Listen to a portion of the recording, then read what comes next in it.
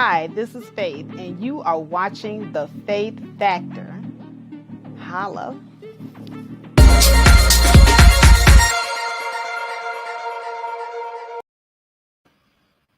All right, everybody. Good afternoon, good evening, wherever you are, whether it's afternoon or evening, you are watching The Faith Factor. And today is going to be a pretty good show. I'm going to be here with you guys for a minute because there was a video that had been circulating on Facebook and Instagram. It had been circulating since 2019. And at the time, I wanted to do content on this video, but I never got a chance to because there were so many other things that came up. But in the video is a young Black woman, and she's crying in the video. She's pouring her heart out to, I guess, her live audience about her heartache in dealing with a man for so long, who has been breaking her heart, lying to her, putting her in positions where, she might, lose her children. She's just pretty much laying it all on the line. And I'm playing this video today, and I want to discuss this today because this is exactly what I'm talking about when I talk about Black women wanting to have a man so bad that they would do so at the expense of their own integrity. So the main portion of this video is going to be talking mostly about that. And then I'm going to go into some other things like the police brutality. There's also a World Star video going out. And in that video, there's a white police officer arresting 2 Black women. And I'm going to play both of those videos, by the way, here. And we're going to break those down as well. I might even open up the panel later so that we can discuss what has been seen here. But in that video, the white cop is subduing one of the ladies. And it looks like she appeared to have tried to bite the white police officer on his arm. She tried to bite him. And the police officer, he balled his fist up and he hit her in the throat. And so there's a lot of controversy as to, that video and how the police officer handled it or how the Black woman conducted herself that led up to that entire situation happening. So we want to talk about whether or not police brutality is actually a thing with Black women, or do we bring some of it on ourselves?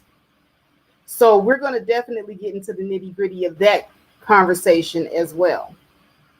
But first, I want to go ahead and pull up this one video because it's very, very few and far in between where you have a person that goes onto a live stream and they're very genuine about their pain. And when I saw this lady talking about the pain that she had gone through in her breakup situation with the gentleman that she was in a relationship with, I actually believe her. I believe this woman. I actually can say that I actually have been in that situation, not the exact same situation, but I've been in a situation where I've given my all to a man to the point where he pretty much had taken everything, my heart, my soul, everything, and got nothing back in return. So when this young lady poured her heart out in this video, I felt that. Now you can talk about her hair weave. You can talk about how ghetto she sounds, but I want you to focus in on what this woman is actually saying, because this isn't something that any of you haven't been through. And if you haven't been through it, like she says at the very end of her video, your time is coming. Your time is coming. So everybody plays the fool. There's no exception to the rules. That's how the song goes. That's how it goes. So everybody's had their heart broken. So when watching this video, I want you to listen, not to respond, but listen to what the young lady is saying about what she's gone through. So what I'm going to do now, let me go ahead and endeavor to do the screen share. Y'all know how it goes with me and the screen share. What's up, Driver C and Audra Banks? Thank you so much for joining. Let's see here. Share screen. I haven't done this in a while, y'all. All right, Chrome tab. All right, I'm not going to do the Jason Whitlock thing until later. And that's another thing. I am going to talk about the Jason Whitlock and also how he talked about how Maria Taylor is not tough enough for her ESPN job. So we'll delve a little bit into that as well. Let's see here. Is this the one? I got 2 Facebooks up here.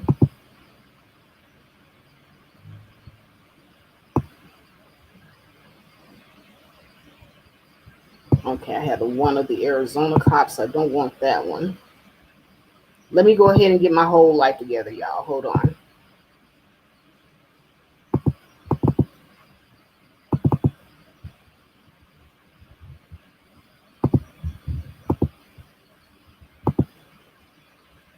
Okay, no, I don't think that's the one. Sorry about that.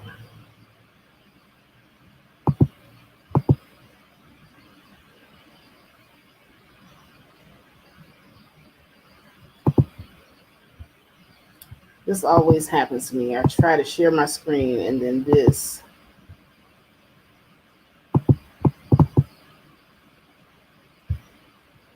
All right, so I have 2 on here. Let me see if this is it here. No, same one.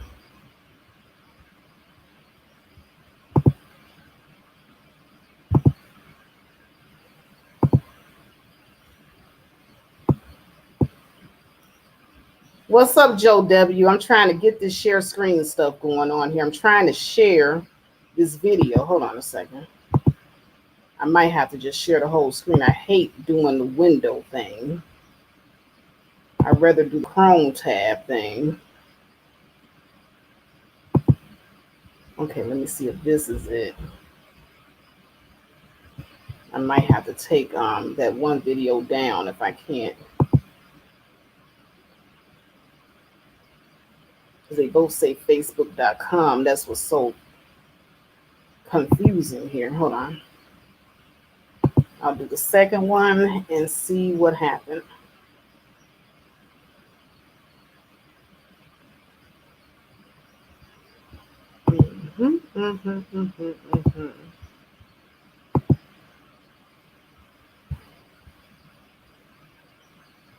No, it always goes to this. Hey guys.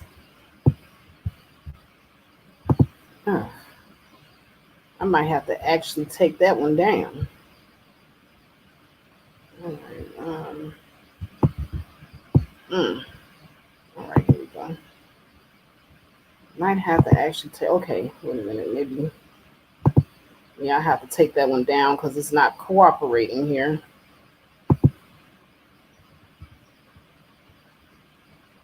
What's up, Princess Rescuer? All right, here it is. All right, let me try this for a second and see if this will work. Share. Chrome. Facebook. Have to go through all these changes just to share. All right, there we go. Finally. All right, let me know if you all can hear the audio on this, but I'm going to go ahead and play it. But this is a young lady. She's pretty much pouring her heart out about her heartache and what it is that she went through. And once again, listen, not to respond, but just listen to what she's saying as she tells her story.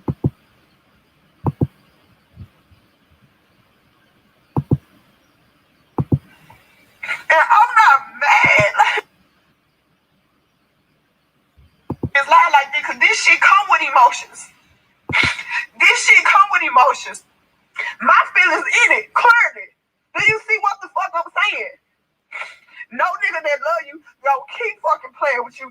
No nigga that love you gonna keep pulling you through the same shit. Scared to let me be happy. Scared to see me gain weight. Scared to see me with somebody else doing good. Even when I got my Porsche, I'm sliding down the block. Niggas swearing this is nigga car. Don't want to see me doing good. Like, what kind of shit is that? What kind of shit is that? I left the nigga alone for the last time, y'all, like a month or so ago. I told this nigga, I sent him one last message. I love you. It is what it is.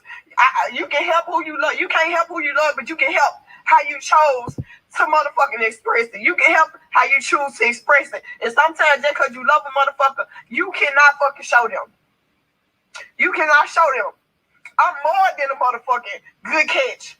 I'm more than a good catch. You hear me? I'm probably the best woman a nigga motherfucking want on their team. And that's just all the way.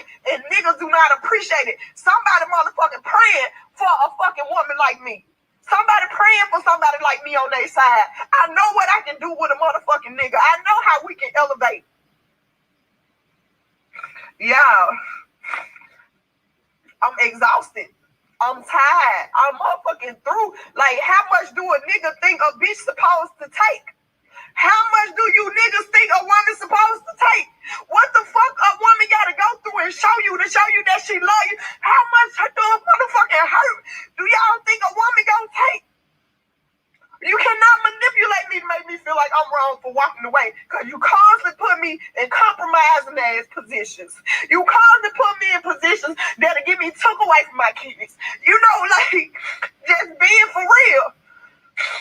I'm tired. This nigga came bothering me once again, y'all. Came bothering me once again. I walked away. You chose a whole nother bitch on me. You had time to step up and make me your woman. You chose another bitch over me. All the turns, all the years, all the investments, all the shit I done took meant nothing. Do you hear me? And the motherfucker want to paint a picture of me like I'm a bad guy. When I tell y'all I done been through everything with this nigga. Do you hear me? Having a whole nother cell phone. Still fucking on your baby mama. Fucking on the junkie whole dollar. Ain't no telling whatever else. Like, man, I done been through it with this nigga over the years. Niggas are unappreciative. They do not appreciate no good woman. You came back fucking with me again. You called my phone private. I choose you. I hung up in this motherfucking face. You know what? I said, you know what? Fuck you. Hung up. You don't love me. He come calling me private a million times again. Leave me the fuck alone. Talking about he chose me. How you chose me and you not fucking with me? How? How, nigga? Later on that day, I pull up, me and him talk. I left. He tell me, I come back over my homegirl house late at night. Y'all now listen to this shit. The nigga tell me, when you leaving your friend's house, call me. I'm right around the corner. Sierra, I already know. You know, I don't even know. Like, you been around the whole fucking relationship. My family friends, y'all know what the fuck going on. You know, I'm not no motherfucking crazy, delusional ass bitch. You know, if a hoe still coming around your nigga, if a bitch still acting ass, man, get what? That nigga is fucking with her. Don't let him tell you he ain't. If that bitch still showing out, you feel like the bitch being messy, the whole post your nigga saying shit, blah, blah, the nigga still fucking with her. That's just it. Now, y'all, I call this nigga when I leave. Hey, now, I'm around the corner, so I pull right on up. I'm tired of making songs about this nigga Trey. I ain't got no more motherfucking songs left in me about this nigga. Do you hear me? I don't want to sing another sad motherfucking tune. My next rap, it needs to be about some motherfucking manifestation, some happy shit, some real motherfucking love. I'm not writing no motherfucking more songs about this nigga. I done put it all on paper enough. Clearly, shit not gonna fucking change. And it's time for me to move on. That's just it. That's just motherfucking that. Manipulative as fuck. I pull up on the nigga, y'all. The bitch car outside. So I walk past her. I'm looking, trying to see if this nigga in the car. He ain't in the car, but she just sitting there. So I go on to the door. Boom, boom, come on in. What's up? This why you not answering the phone? Because she out there? So y'all still together? Baby, I ain't talked to that girl all day. I don't know why she out there. I don't know why that girl out there want to play dumb. His homeboy like, yeah, bro, she been sitting out there. Okay, I said, we gonna get to the bottom of this today. Bitch, you gonna choose today. Okay. I go in the restroom and use it, because I already had to use my adrenaline rush. I go use it. I come out, this nigga gone. This bitch walking in the house, looking through the house for him and shit, asking his friend where he at. And, I come out, I'm looking, I'm like, I know this motherfucking nigga ain't dip, y'all. This was your motherfucking time to show and prove. Just like you just shined on this other nigga on my other end of the phone, you made me say I choose you in front of this nigga and everything. You tell me how I'm gonna change my number. You done told this nigga how it'll never be what he want, how you love me, all this old bullshit. And when it's your turn to show and prove, you motherfucker can't show me. All you say, I told you, trust me, bitch, why you can't never show and prove? Why? All right, so I'm going to stop it right there. Now, she's wondering how come he can't never show and prove for her, but she got to show and prove for him. It's because it's a lopsided relationship. It's lopsided. Thank you, Audra Banks. Thank you so much. What's up, Q Savage? So now, you were over here, you done been blowing this guy's phone up. You wondering why he not answering his phone. He not answering his phone because you know why. You said it yourself. You've been in this relationship with him a long time. And he's been doing this over and over and over again. So when you were blowing up his phone, you knew that he was with another woman. But what did you do? You went over there anyway. Ladies and men who are out here, listen. This right here is the reason why. This right here is a good example of why our relationships are trash. I'm just going to give it to you like this because this is typical. This is typical. She knew when he didn't answer that phone that he was with another woman, but she ran her behind over there anyway. Now I'm going to chalk it up to the fact that she's young, because at the time of this video, I believe the young lady was like in her 20s. She's young. So, before we all, jump on her, you know how it is with Black women. We don't get no learning curve. But I'm going to put it out there. She's young. What's up, Sir Anthony? But she ran her behind over there already knowing the answer because this is the same script, different cast. She done heard this same script before, but for some reason or another, we as women, being gluttons for punishment that we are, we got to go run our behinds up behind this man to verify what? To verify what we already know.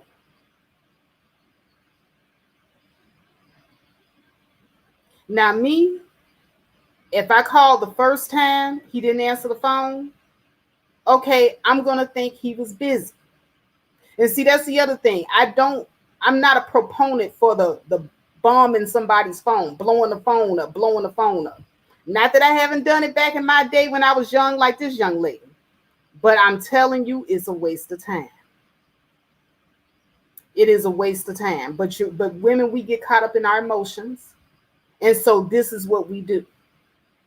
This is you going into panic mode. That's all it is, panic mode. Because of what you already know. What you've already experienced from the same person already.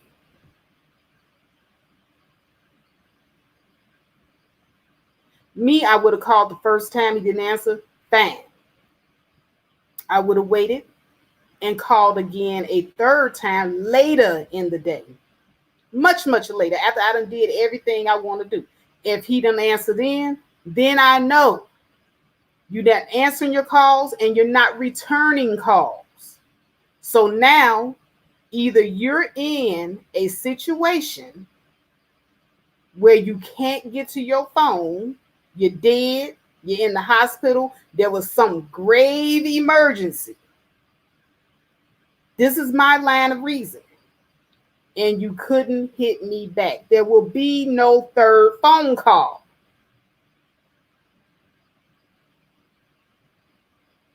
And this is what you all need to learn. But she was blowing them up. She was blowing them up. And when she didn't get an answer, she ran her behind over there. Sir Anthony says, I have a rule, no more than 2 calls back to back unless it's a real emergency. Thank you. Thank you. Because that call bombing, calling the person over and over and over and over and over again, that is a sign that you have lost control. That's the number one sign, ladies, and men too, because it's not like you guys don't do it. Some of you guys do it too. The back-to-back round-robin phone calls over and over again like somebody crazy, that is the first sign that you are losing it. And when you find yourself doing that, slap yourself on the wrist. Pull yourself back. You're losing it. CJ Moore says no more than 3 rings for me. Right. That's normal.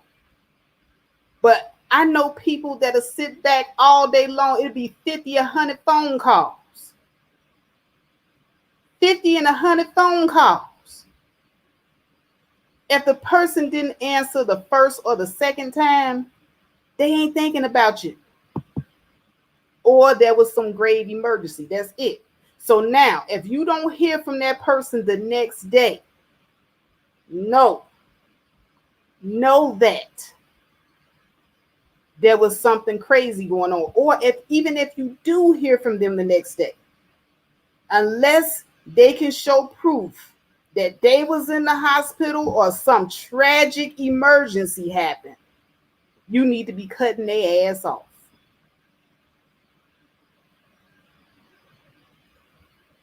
Period, point blank.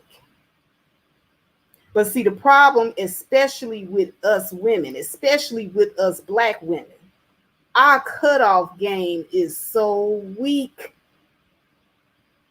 We would rather run to his house and fight him and everybody than cut that nigga off. That's what we would rather do. We would rather run to the house and cause a big scene, go to jail over a nigga, get killed over a nigga, then cut them off. Our cutoff game is sorry. I'm sorry, ladies. I got to say it. We sorry. When it comes to cutting niggas off, we are sorry.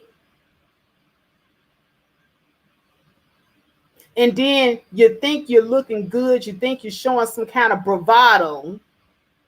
You think that you letting a nigga have it by running up to his house, tearing up his shit, and getting into a fight with the other one. You think you doing something. Only to turn around because your cutoff game is weak. You weak. Only to turn around and take that same trifling nigga that did you wrong right the hell back. Ladies, our cutoff game is WEAK. Weak as F. And we don't want to admit it. Don't want to admit it. You think you saving face, but you're really looking like a fool.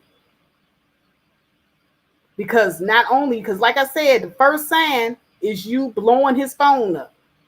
That's the first sign you losing control. Your adrenaline running, because like she said earlier in the video, she had to go to the bathroom because her adrenaline was pumping.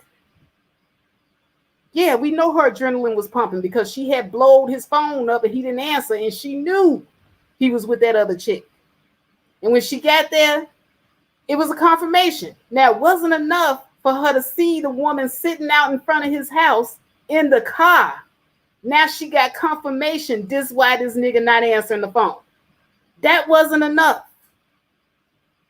Because see, even if I was crazy enough to blow up the phone and then go running over there, once I seen the other woman, confirmation. Confirmation. Sir Anthony, no, I don't know about these problems. You're right. I really don't. I really don't. Audra Banks says, yes, one courtesy call is the cutoff. Doing too much is doing too much. Yes. But as soon as I seen that other woman there, I would have got my confirmation. Hey, oh, this why you not answering my calls? Peace. But that's just me, right? That's just me. But like I said, I had to grow into having a good cutoff game. Black women as a whole, our cutoff game is weak. So she went there to the house and she saw the chick sitting in the car. She went in to confront the dude. Why? Because she wasn't through. She didn't want to be through. She wanted to appear like she was doing something. She wanted to appear as if she was giving him the business. But he knew and she knew that she wasn't going to do nothing. She wasn't through with nothing. Why she wasn't through? First of all, I'm not going in your house, and I definitely am not going to be using the bathroom in your house. I don't want nothing you got in your house after I find out that you done ghosted me for another woman. You can't offer me no drink. You can't offer me no seat. And I damn sure don't want to go to the bathroom in your house. I want nothing. Exactly. Acting out of pure emotion. But I'm going to go back and we're going to finish listening to this. But you always want me to show you some shit. Alright.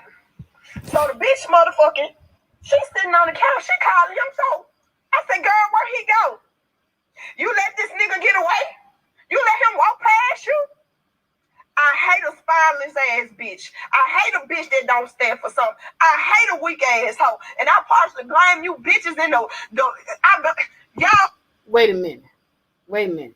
She hate a spineless ass female. She hate females that don't stand for nothing. Hypocrite? Huh? Hypocrite? Because aren't you the same one that's standing for this bullshit that you in the middle of? You done sat here and gave up a number of years to this guy doing the same thing over and over again. What about you? I can understand the other woman, she not that far in, but you far into this. You said you've been putting up with this for years. What are you talking about? A woman that don't stand for nothing. You is the woman that don't stand for nothing. Exactly. She is all what she is describing. But let me go ahead and finish. Let's hear her out. Hoes let a nigga do too much. And it's like, look who the fuck talking. I don't know why a nigga act the way they do, and I act the ass. Like, I already know JR. I already know. Like, move on. Like, I got plenty of niggas in my ear that talk to me about niggas, and y'all try to tell me to move on, and I don't listen. But that's where my motherfucking heart is. At the end of the day, like, and I can't change that right now. I can't change that right now. But with time, the fuck, eventually, I ain't got no choice but to move on. When the motherfucker keep with time, eventually, I might move on, but I can't do it because I'm weak.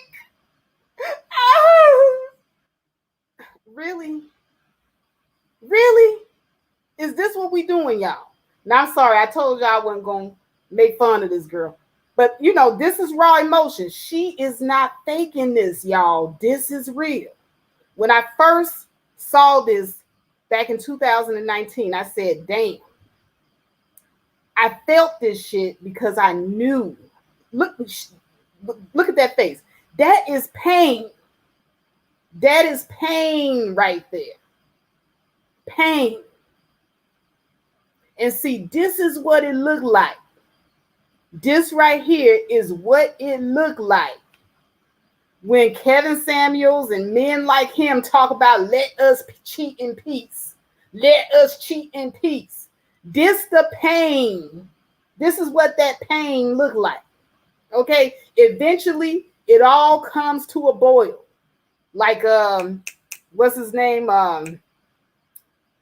Whatchamacall his wife? Derrick Jackson's wife. Eventually, that shit gonna come to a boil. And you're gonna have to get it out. And that's what happened. It came to a boil. She's getting it out. She's getting it out. It done come to a boil, y'all. Because she done spent so many years dealing with this shit.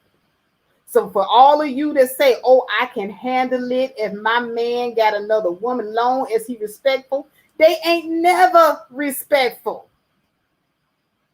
It's never respectful. You're never going to feel respected. Even if you endorse it, you're never going to feel respected. All of this eventually comes to a boil, and this is what it looks like. But let me go ahead and continue. You heard you, they force your hand. Eventually, you can't do nothing but go on about your fucking business. Like,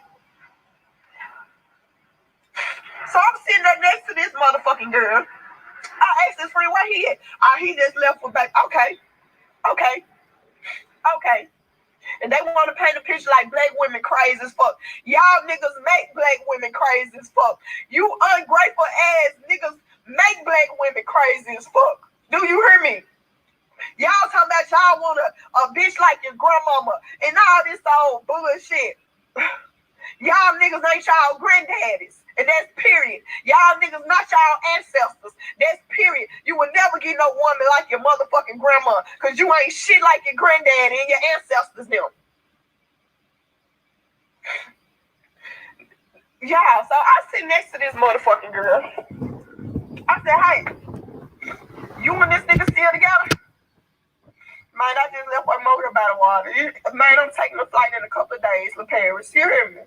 Man, my flight already booked. I'm shooting out the Cali in a couple of days. Like, it is what it is. God protect me from this corona, but I gotta get the fuck away. You know, and honestly, y'all, this is a situation where I feel like I gotta move out of town. Like, have y'all ever been so fucking heartbroken and just so over shit that you gotta move the fuck out of town? I gotta get the fuck away from this nigga. And that's just period. I gotta get the fuck away from this nigga.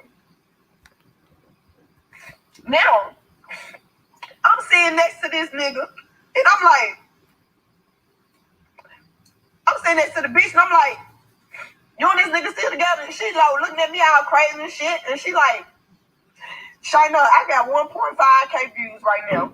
Ain't no telling what motherfucker laughing right now. I don't even give a fuck about nobody laughing right now. Cause it is what it is. Like, this me. This my true motherfucking colors. Like, nobody can make me feel bad or embarrass me about shit I decide to do. When I go online and I post live and I post statuses and all this old bullshit, I know what the... See, can't nobody make her feel bad or embarrass her no more than what that nigga already did. That's what she ain't saying. That's what she ain't saying. But she did drop a couple of truth bombs while she was in her ranting rage. She stated, she was like, you Negroes want women like your grandmother, but you Negroes ain't like your grandfathers. And she never lied about that, y'all. That's the other thing that I want to bring up. Because, see, you all stay being angry at modern women. And you want us to go backwards and be like our grandmothers. But our grandmothers had strong men that they could rely on and lean on. Strong men. And then also, our grandmothers had a different set of circumstances. They were dealing with systematic racism. And it was on Oct 10 back then. So black people had to stick together back then. So you had a lot of black women that took a lot of bullshit because they knew they would be screwed if they didn't stick together. But times have changed. Now there isn't as much, and I'm not saying there isn't any, but now in this new time, there's opportunity for everyone now. And when I say this, back then there wasn't much opportunity. So Black people had to stick together back then. But now there's opportunity for mostly everybody. We still have discrimination and biases, but the opportunity is there. We're not being held back from it like we were back then. So now women can take care of themselves, men can take care of themselves. Women don't have to put up with any bull crap from men anymore. Exactly, can't hide. They had to put up with it, but the modern women of this generation don't have to put up with it. And that is a good thing.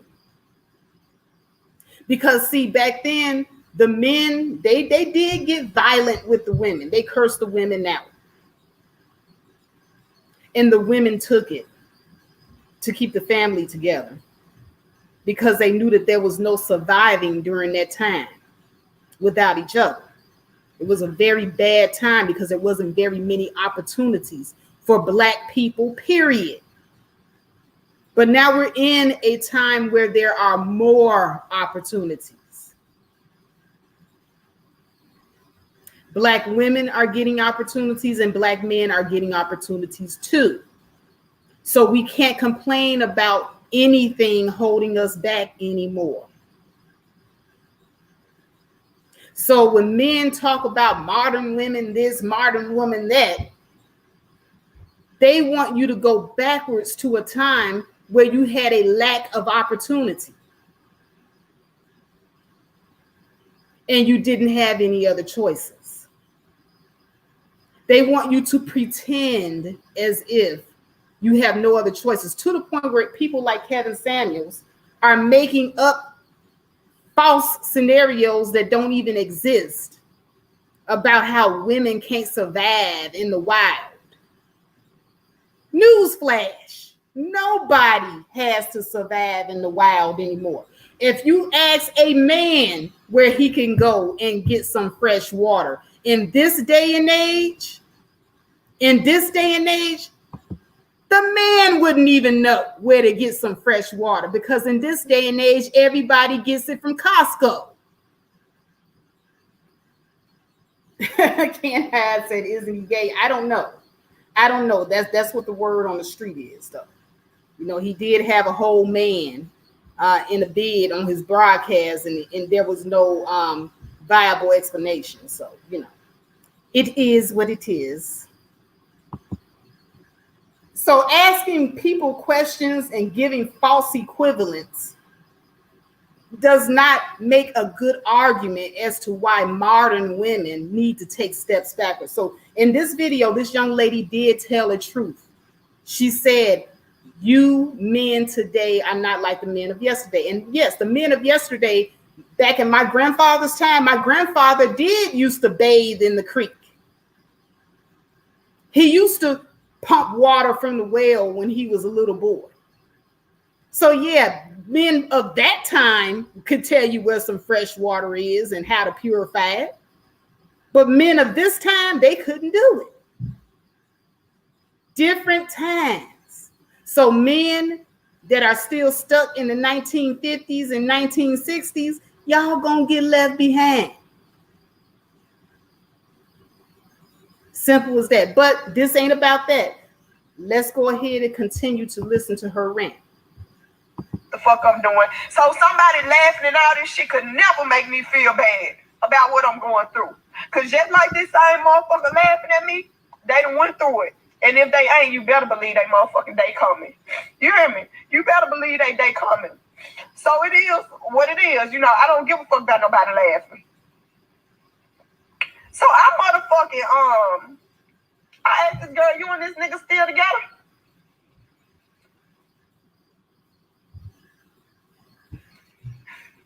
Do you hear me? Like, he know. This nigga know.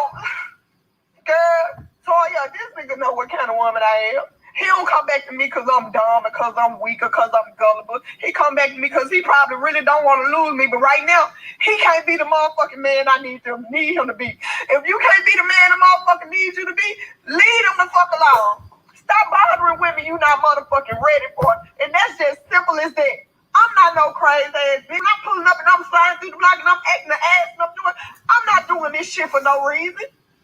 So it is what it is, y'all. I don't give a fuck about none of that shit.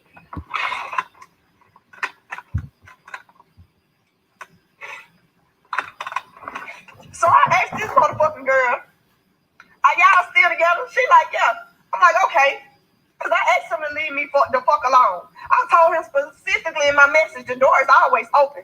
But please don't come back my way until you come correct. Do you hear me? I told him, do not come my way unless you come correct. I can't take no more. My heart can't take no more pain from you. So unless you're really ready to, make me your woman again, you get back on the track we was on, finish up on some of these motherfucking goals we start out at, like, leave me alone. I'm at home, Sierra. Leave me the fuck alone if you're not ready to be that man. Don't ruin it to the point where that door will never open for you. Because that's what the fuck you done did now. That's what you done did now. You done made it to, when that post, it's all fun and games to the one who really love your ass gone. You hear me? And she giving that love to somebody else. It's all fun and games until she loving a nigga the way she was trying to love you. And see, now you get down to the nitty gritty as to why she really, really made this video. What's up, Topaz? We listening to a video that a young lady made on either Facebook or Instagram, I'm not sure, but the video is about 2 years old. And she's going on about her heartache as to what she's been through with this man. And she found out he was still cheating on her with a woman, yet another woman. And so she's pouring out her heart. But as I was saying, this woman here, this young lady, because at the time of this video, I believe, like I said, she was in her early 20s. She's young. She's young and silly. So now the real nitty gritty of why she even put this video out, she just revealed it. She just revealed it. Because see, she's not through. At the time of this video, when she sat there and made it, she wasn't through. She wasn't through. Because she's sitting up here saying, until you can show me. He done already showed you, sis. All the years you've been together with this guy, he been showing you what he think of you. And how not serious he is about you in this relationship. He been showing you. But see, she not through, because anytime a woman isn't through, you can hear in the language. And see, men understand this language too, because when she's not talking about leaving him alone, when she has not cut off all communication, he knows she's not done. And so he's going to continue to act an ass, because she's talking about, if you just do this, if you just do that. There would be no if. Yes, Maria Baker, she needs to walk away.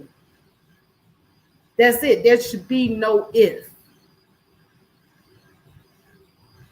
And see, she mentioned earlier that he made her tell another man that she was dealing with while she was with him, that she chose him over, this other guy. And that was him exerting his power over her in front of that other man. But when it came time for him to show and prove, as she stated earlier in this video, he wouldn't do it, because he does not want to offend his other hoes. Because surely somebody got more sense than her, and they'll stop messing with her.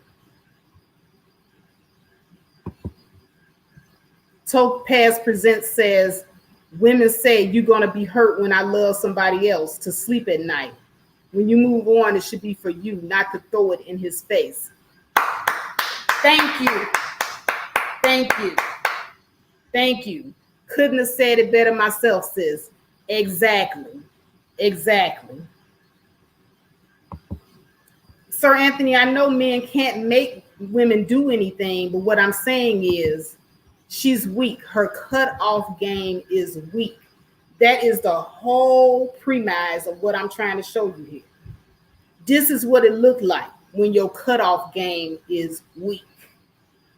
You're sitting here crying and begging for a man to change. And then she thought by sleeping with another man and becoming the female version of what he is, that she was going to get revenge on him and show him, make him feel the way that he make her feel.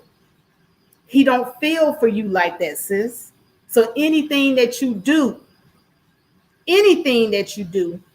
is not going to move him. Matter of fact, he made you cut off a relationship with another guy for him, while he refuses to do the same for you. Lopsided. Exactly, can't hide. The best revenge is living well, no drama. And in this relationship, this is all this young lady has is drama. So ladies, the moral of this story, get your cutoff game right. Get your cutoff game right. Your cutoff game is weak when you got to be blowing his phone up 50, 100 times in one sitting, and he have not answered your calls. In the beginning of this video, she said she blew him up and he wouldn't answer her calls. She knew right then. She knew right then that he was with that other woman. But that wasn't enough. She got her behind up and she ran over there. And then she saw the other woman. But even that wasn't enough. Even that wasn't enough. When she saw the other woman sitting in front of his house in the car, she still had to go confront him.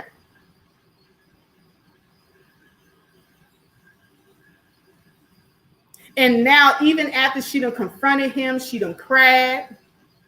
He done basically told her he wasn't choosing.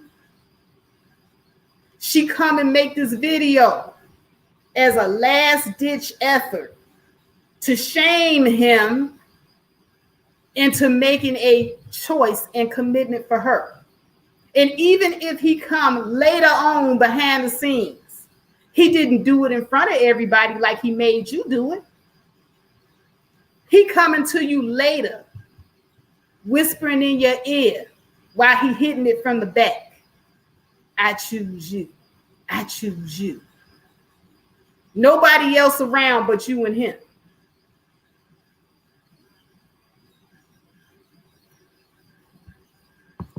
Let me see what Topaz is saying. Topaz Presents says he keep coming back because she opens the door, not because, hold on a second, let me pull you back up here. Not because he sees something special in her. Even if he does, he's not worried about losing her. So she got to be willing to say no. Exactly. She's got to be willing to say no and stand on it. Let her no be no. Let that cutoff game be right. Let it be tight. Let it be final. That's the other thing, ladies. Your cutoff game needs to be final. As they say in that game show, is that your final answer? Yes, this is my final answer. You get the $1 million. You get the $1 million. You made the right decision. That was the right choice. Ken Hyde says she's in her prime years, education, career, then a suitable man that's on her level. Exactly. And the thing about it is she got a lot of work to do. Just looking at how she speaks, how she carries herself, she got a lot of work on herself because no good man, I'm just going to put it out there, no good, decent man will take her as she is right now. See, earlier in the video, she was talking about how oh, any man would want me. I'm a good, decent woman, blah, blah, blah, blah. We always think that. We always think that we are so good and we are so decent. Self-proclaimed goodness does not make you good, ladies. It doesn't. This young lady has to do a lot of work on herself. Sir Anthony said her cutoff game is impeccable. She just cut off the wrong man. Yeah, pretty much. But then again, somebody like her, I have a feeling that somebody like this would choose the same type of man over and over again. So she just cut off one bum for another bum, probably. Topaz says no, because she is too volatile and triggered. She will be okay when she gets over this. Yes. Okay, and after I finish this video, I'm going to throw out the link. So anybody that wants to come up and say anything, you can. But I'm going to go ahead and finish out the rest of this video. And that's just period. I asked this motherfucker, like, and it don't get no realer than this. Ask the nigga, what's up? You want 2 bitches? Is that what it is? Because I ain't even really against polygamy. But when I meet you, let me know that from day one that you're a polygamist. And motherfucker, I can't be mad about nothing.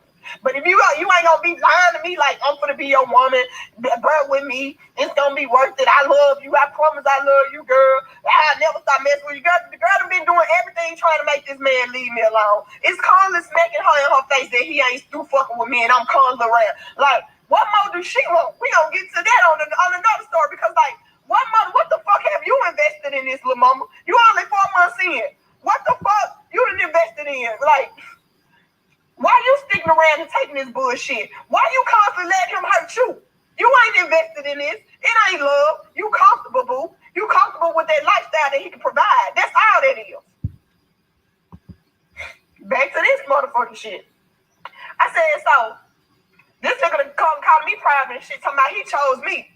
So I'm trying to figure out why the fuck you here? And he gonna explain today. He gonna fucking explain today.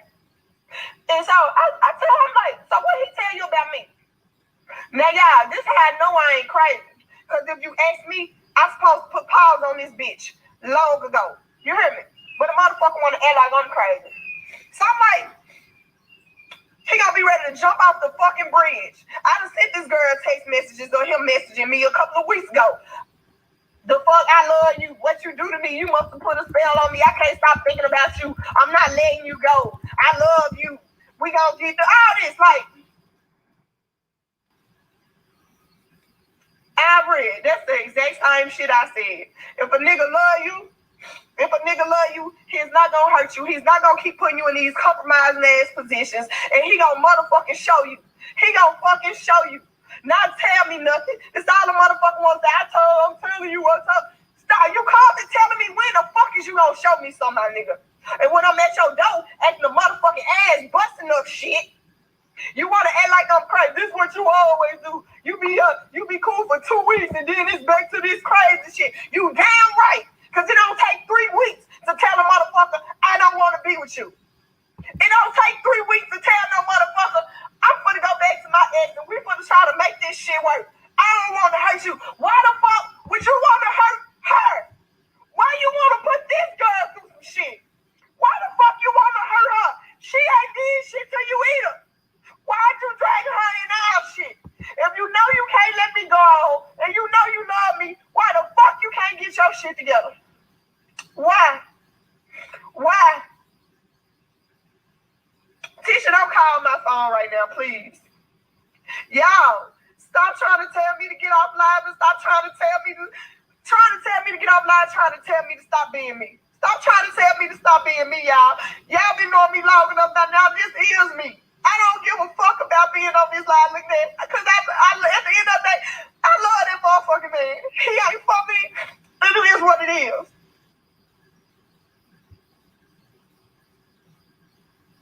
All right. I think that's it. I think that's all of it.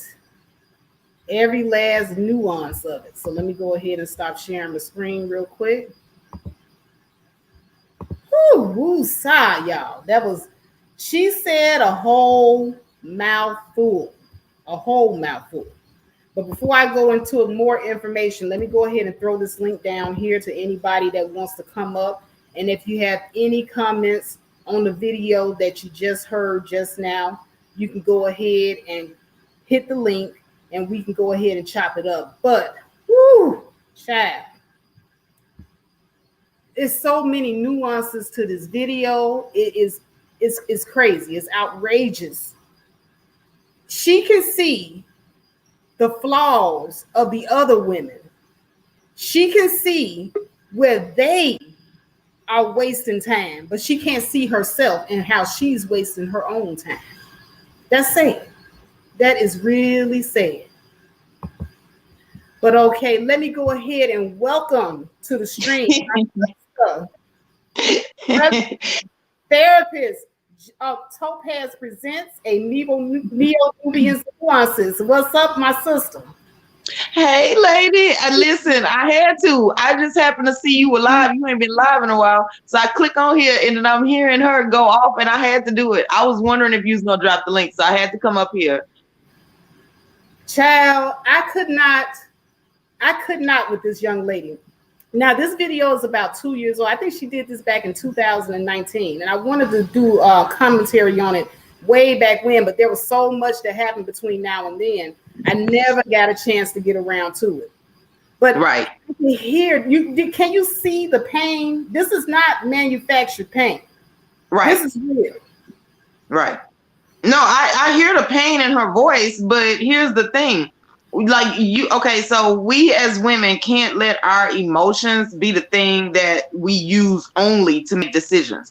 It's supposed to be a mix of both, your emotions and logic, and whichever one is more suited to handle the situation. Even if you love him with all your heart, understand that all you need to take from that is that you like that type of guy, but it may not be for you. It may not give you what you want. So at that point, you now know that your wants are in conflict with your needs. Now, which one you gonna pick? Which one matters? And here's my thing, what I've always been told, right? If you're gonna stay with a dude that's doing you wrong, stay silently. Because now you choosing that and now you want to go around now. So everybody, right? Like, so first of all, our culture, we like people and they drama. We like for them to tell us all their business and eat popcorn. And it makes you feel like your life ain't that bad. So this ain't helping her. This ain't going to do what she think it's supposed to do. This ain't going to make the community go around and tell him how horrible he is. It ain't going to make other women stop dealing with him. It's not going to do nothing that she think or wanted to do. So this was just misguided because all it's doing is giving people a way to hurt her. The next dude could be watching this and can feel like, oh, okay, so when I tell her all of this stuff, she'll stay because she thinks that this is actual love. That's what we do. We teach each other that love's supposed to hurt. And if you really care, you'll stay. And none of that is accurate. So even if she loves this guy, she needs to be able to say, look, but it hurts and I don't like it and I don't have to live this way. Until she get that through her head, she gonna keep going through this even if she leave him and go to the next one. Because she's gonna do the same behaviors. That she don't see nothing wrong with what she's doing right now. Her friends calling her, trying to get her off live. She telling them to stop. She don't see what she's doing as wrong. She think this is normal. You can hear it when she say, this is just me. No, that's not you. That's how you're acting. That's what you're doing. That's not your identity. You making it your identity now. And it can get much worse. You know, I listened to this video of this young lady, and the thing that really stepped out to me was she has no self-control. Right. She never had self-control, because if you are a person that has self-control, you have control of your emotion. I shouldn't say self-control. I should say emotional control. Mm-hmm. And that's something that we should learn when we're children. But some kind of way, a lot of our Black people, and this is the reason why we really should, promote therapy more in the Black community, because a lot of our Black people lack emotional control. I don't know. Oh, no, go ahead. Well, I'm gonna be quick because I thought you was done. I'm gonna be real quick. But to that point that you just made, see, that's the problem with what we're doing right now. I hope this don't sound classist, because I was raised in the projects. Let's just say that, and I know projects speak when I hear it.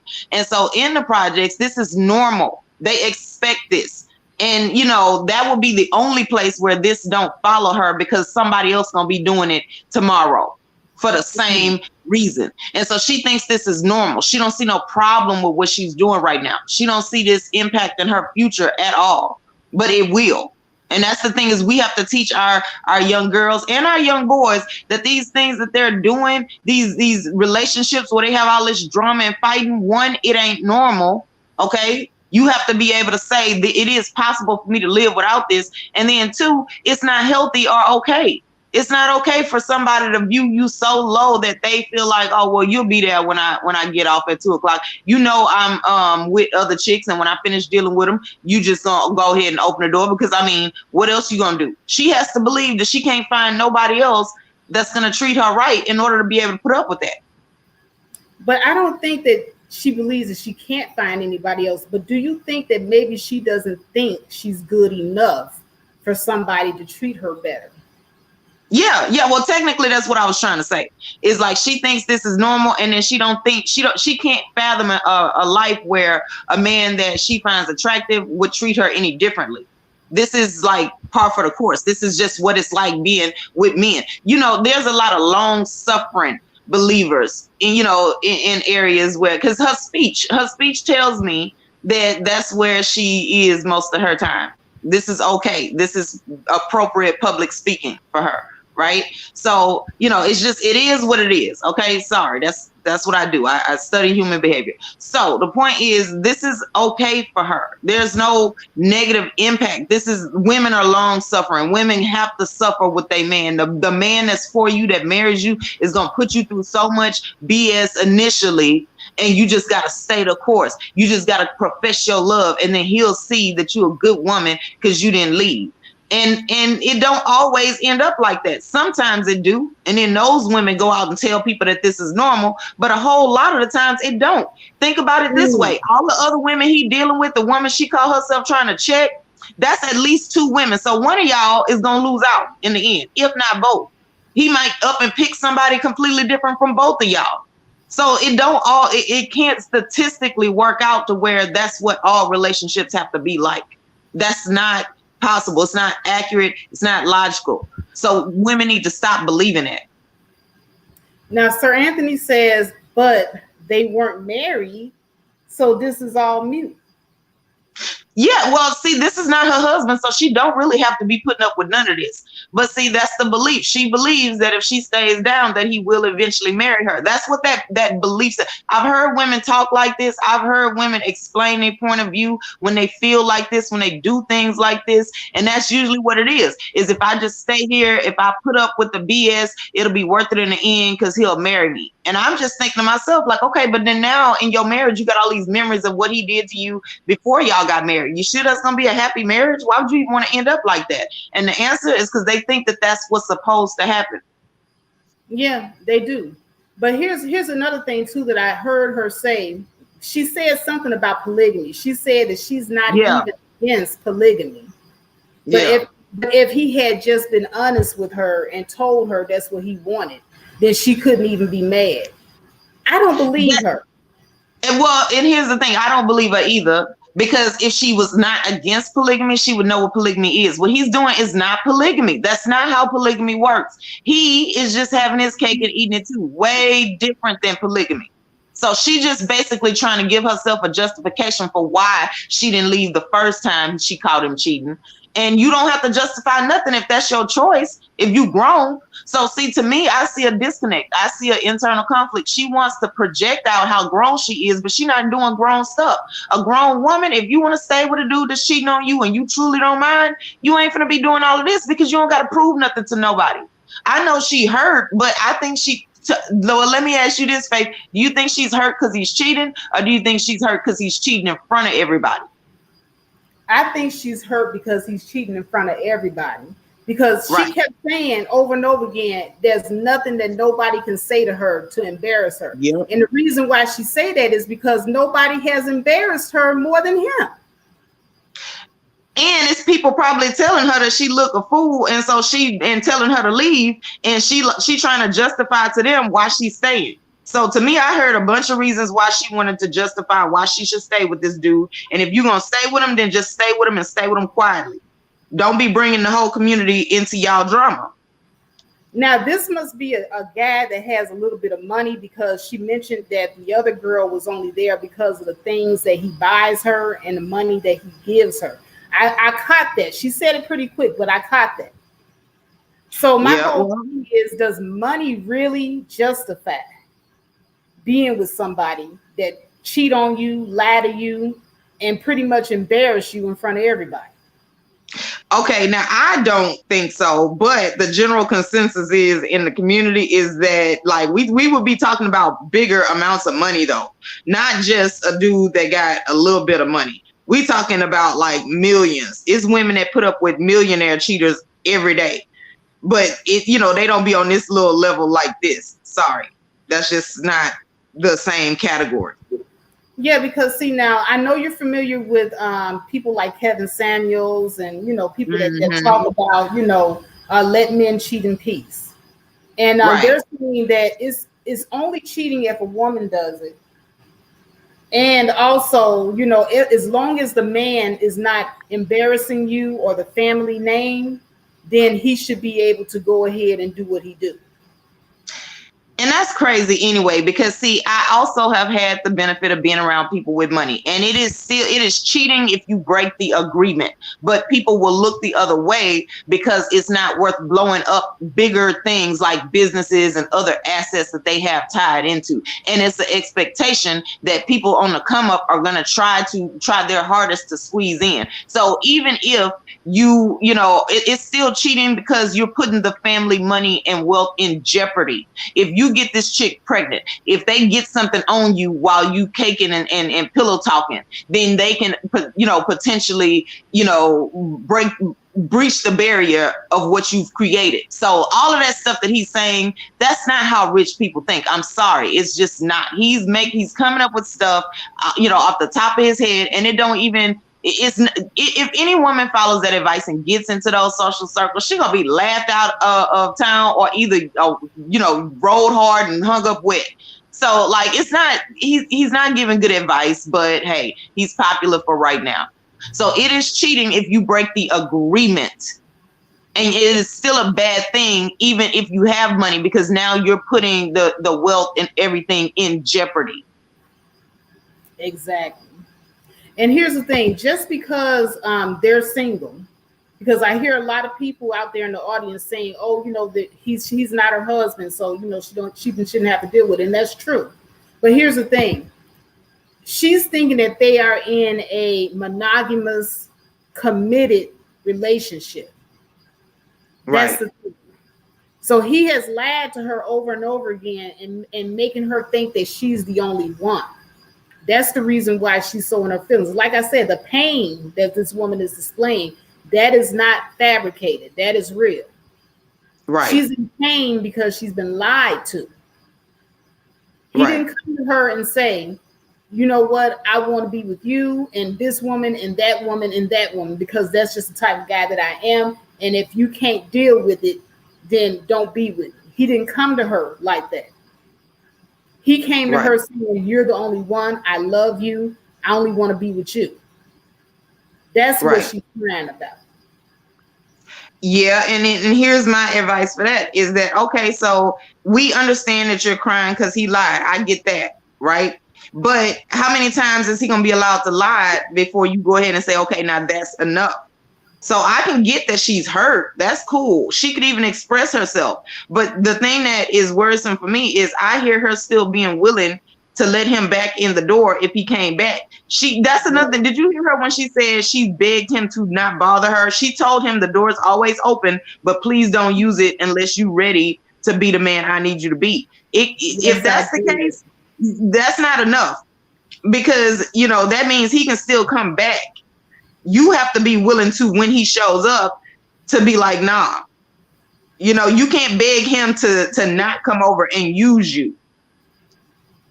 And see, that goes back She to putting it the in his cutoff hands. game. The cutoff game, that goes back to the cutoff game needs to be stronger than that. Because you begging him to stop. Right. Why don't you stop? Right. You stop. She can't. She can't. And see, that's why I didn't want her to do this publicly, because she's letting him and everybody know that she's not capable of stopping. You know, so she's not going to get a moment's peace. Unfortunately, you know, perpetrators can see this and then they will be able to be like, oh, okay, there goes somebody that I can use. That, like, the people that have good intentions for her can try to stop her, but if she don't see nothing wrong with her behavior, she gonna keep doing the same thing, and the next dude may not be even this nice. Who knows what the next one gonna put her through? So it's just, I really think this is, at this point, I feel like this is dangerous for her to do. It is very dangerous, because what's going to end up happening is she's going to sink into a depression. Yep. And that depression may cause her not to be a good mother, because I believe she has children. Because she said that he had put her in positions that might even you know, make her lose her children. So I don't even know what this woman is dealing with. Yeah. Yeah. And see, So you know what? And that's why I can't hear you. I'm sorry. Go ahead. No, I was saying you're right. It is dangerous, because he's putting her in positions that make her lose her children, or he might be putting her in situations where her children get hurt. And that's why I hate that narrative. Like, so here's the thing. If we have to accept that all women ain't gonna get a man, then stop single shaming. Now, I get that while you single, certain things you don't need to be doing because it's just not feminine, it's not ladylike, it's not healthy for us as women. I don't agree with it, but you grown, do you. But I don't believe in single shaming, because like this right here, that's how you get women that are willing to do anything to have any kind of man. Because at the end of the day, no matter what you tell them about their own health and safety, they can say, oh, at least I got a man though. Okay, but you know, then you putting up with stuff like this. You know what? Thank you for pointing that out. And see, the single shaming, see, on this channel, and I know you've heard me say this before, there's nothing wrong with being happily single. But there's a narrative out there that you're going to die alone if you take your time in that. And that is not true. That is a lie. Well, we need to stop equating, like, okay, being alone don't always mean lonely. And then if you don't have a significant other, there might be other people in your life that can be still fulfilling. You know, you just don't have that one life area. You know, to me, that's how I feel like people need to start looking at it, because then you'll be less desperate to do. First of all, not only would you settle for anything when you're desperate, you might even do some underhanded stuff to avoid it. If you can't tolerate your own company, if you can't be alone with you, you're not going to be adding anything positive or happy to anybody else's life. If you can't tolerate you, what makes you think anybody else can?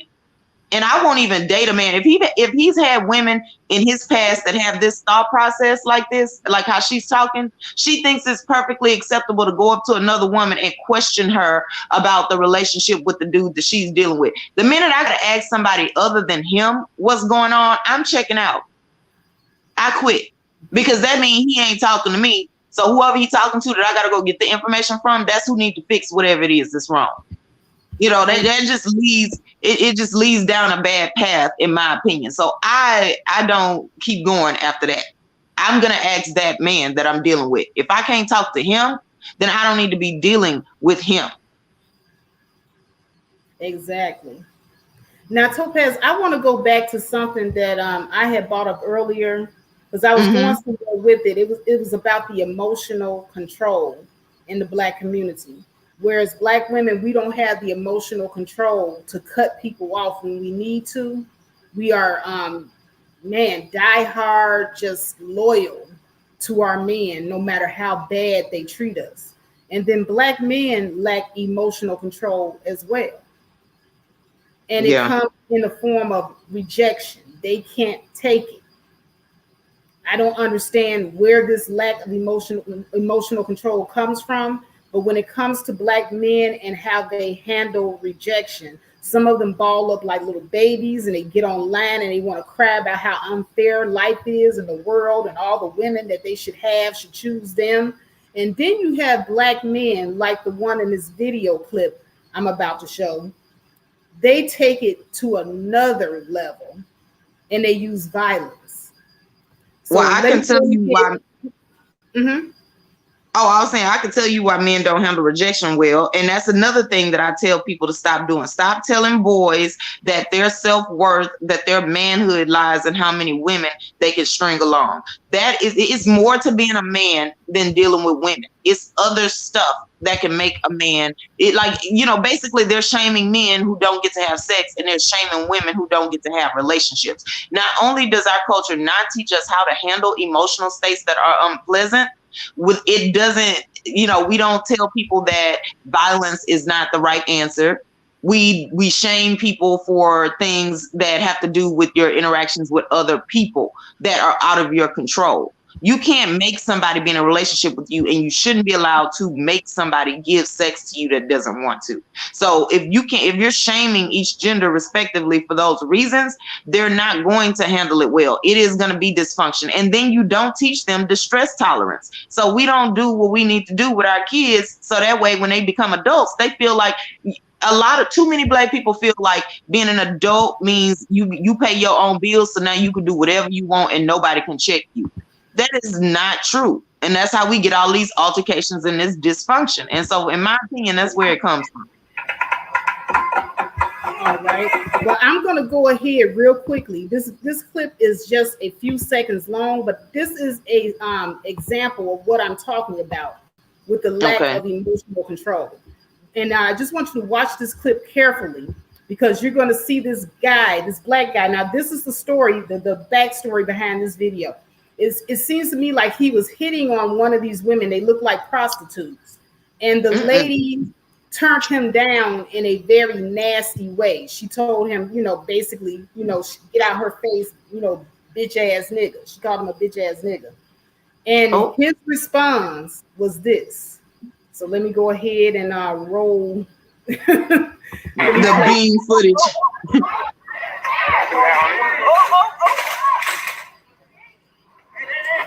Oh shit!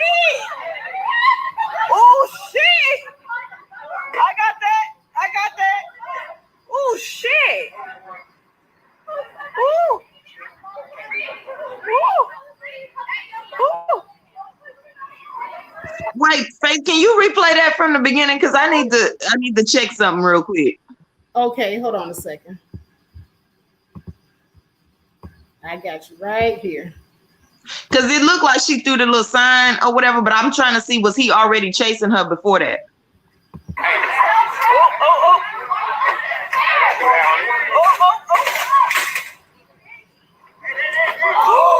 Oh shit! Oh shit! I got that! Okay, did you see it? Yeah, so it looked like this is after that verbal exchange already. So he was already walking over to her. But see, here's my issue with this though. Her friend was trying to pull her away, and I do think that she should have just, you know, took her chance to get away. Now, with that being said, it is not, he don't get to, just because he don't like how she turned him down, he don't get to go over and lay her out like this. You know, if she was using words, he should have used words. So you know, this is just not okay, in my opinion. It's not. Yeah, that's what I'm getting at as well. Like, I'm gonna put it like this: when it comes to what you encounter on the street, what people say, and different things of that nature, like Black women have been saying for a long time that we don't like the cat calls, we don't like guys calling us out our name and all this other stuff, you know. But we can't, you know, get like them and ball up our fists and, you know, go off on them like they go off on us. Now, as soon as we give them back the same thing they've been giving to us, which in this case, this wasn't even a Black woman. This is a non-Black woman. And so I hope that this wasn't missed on anybody. And he couldn't even take that from her. So it's not just Black women that this is happening to, by the way. This is happening to any woman that these men, get rejected by. There is a total lack of emotional control, regardless to what demographic of woman they deal with, and that's a real Mm-hmm. problem.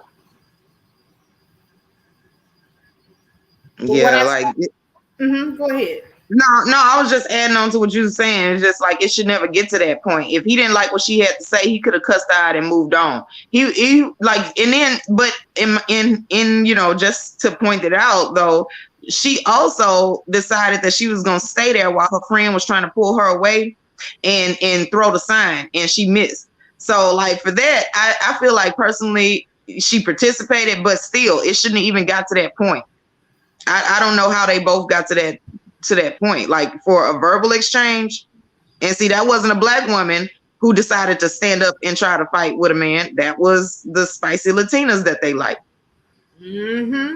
Exactly.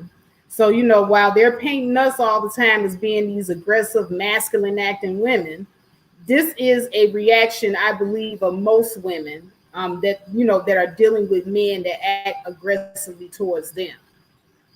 Oh, white women will comfortably slap a man when he say something sexual to her and she didn't ask for it. And people will stand there and and like high five him like, oh well, it's just that, that's women. So they stay hitting men.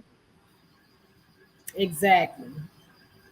But now Ken Hyde said that from her perspective, he was coming to attack her. And that's how I was seeing it too, because it seemed like she did say, I heard something, but it was muffled.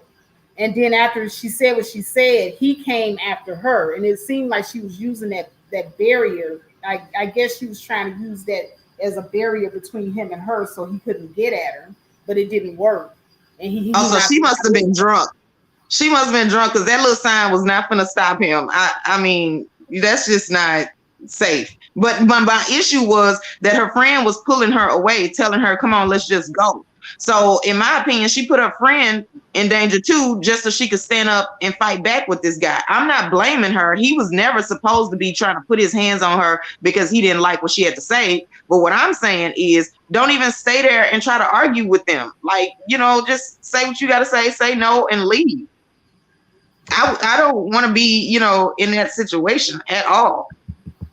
Because we know, like, if we know that that's what they don't find a problem with putting their hands on women, why even stay there and deal with it? But you know what? I'm willing to bet that in their community, they're able to say these things to their men and get away with it.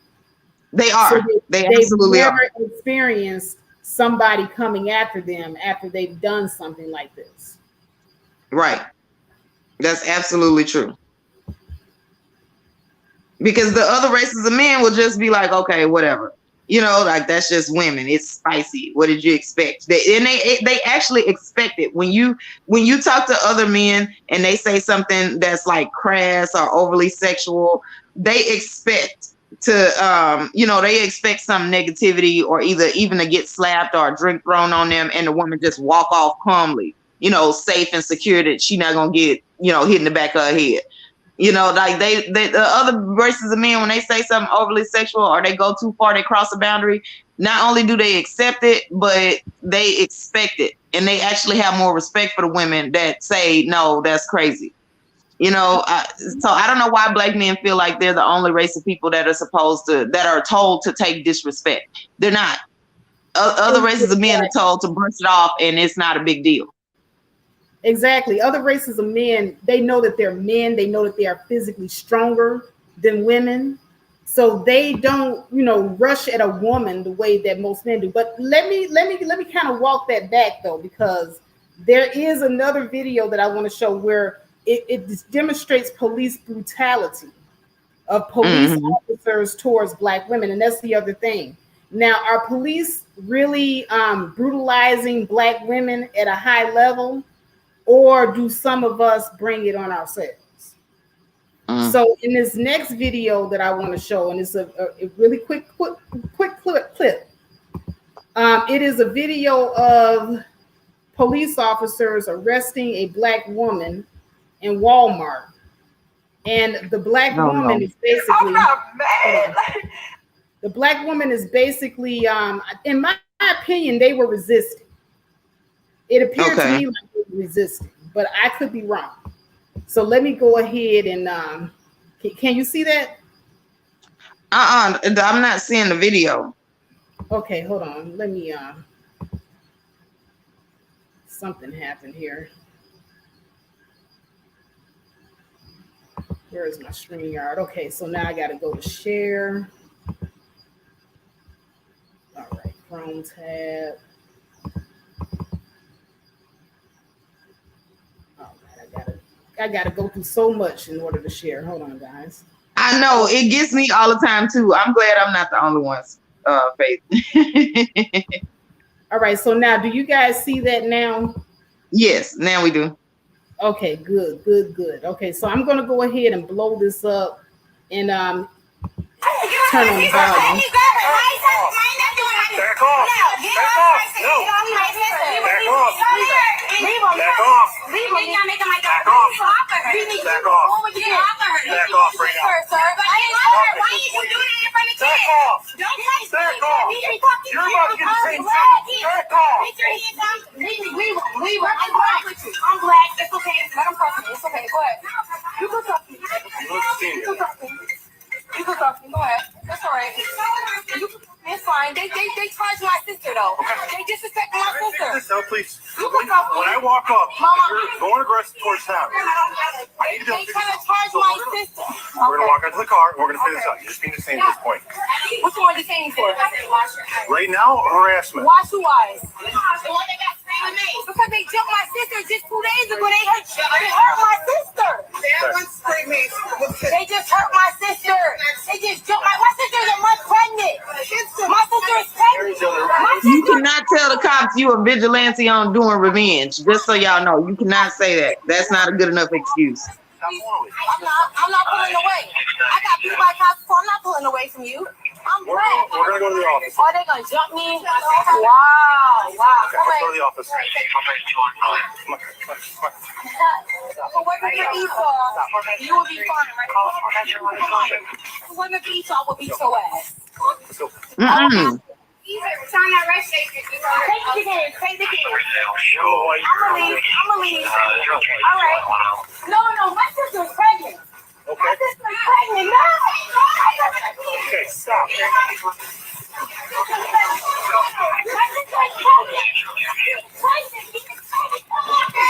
pregnant. All right. No, my sister's pregnant.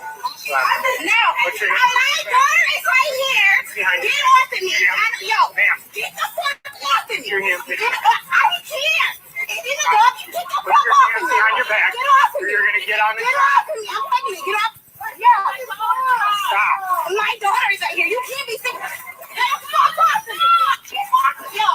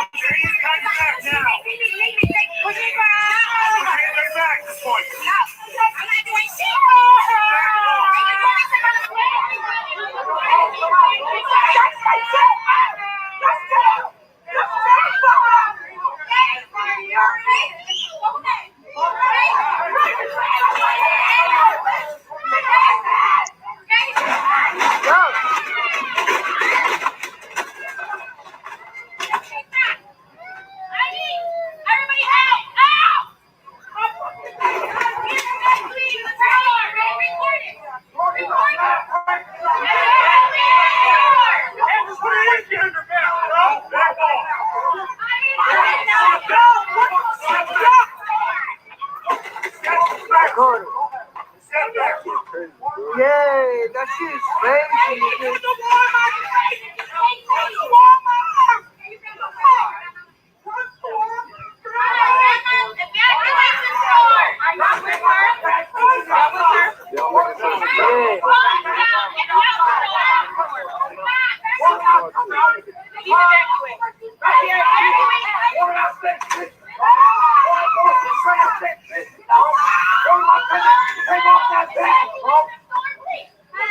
So somebody's yelling for the police officer to take off his badge.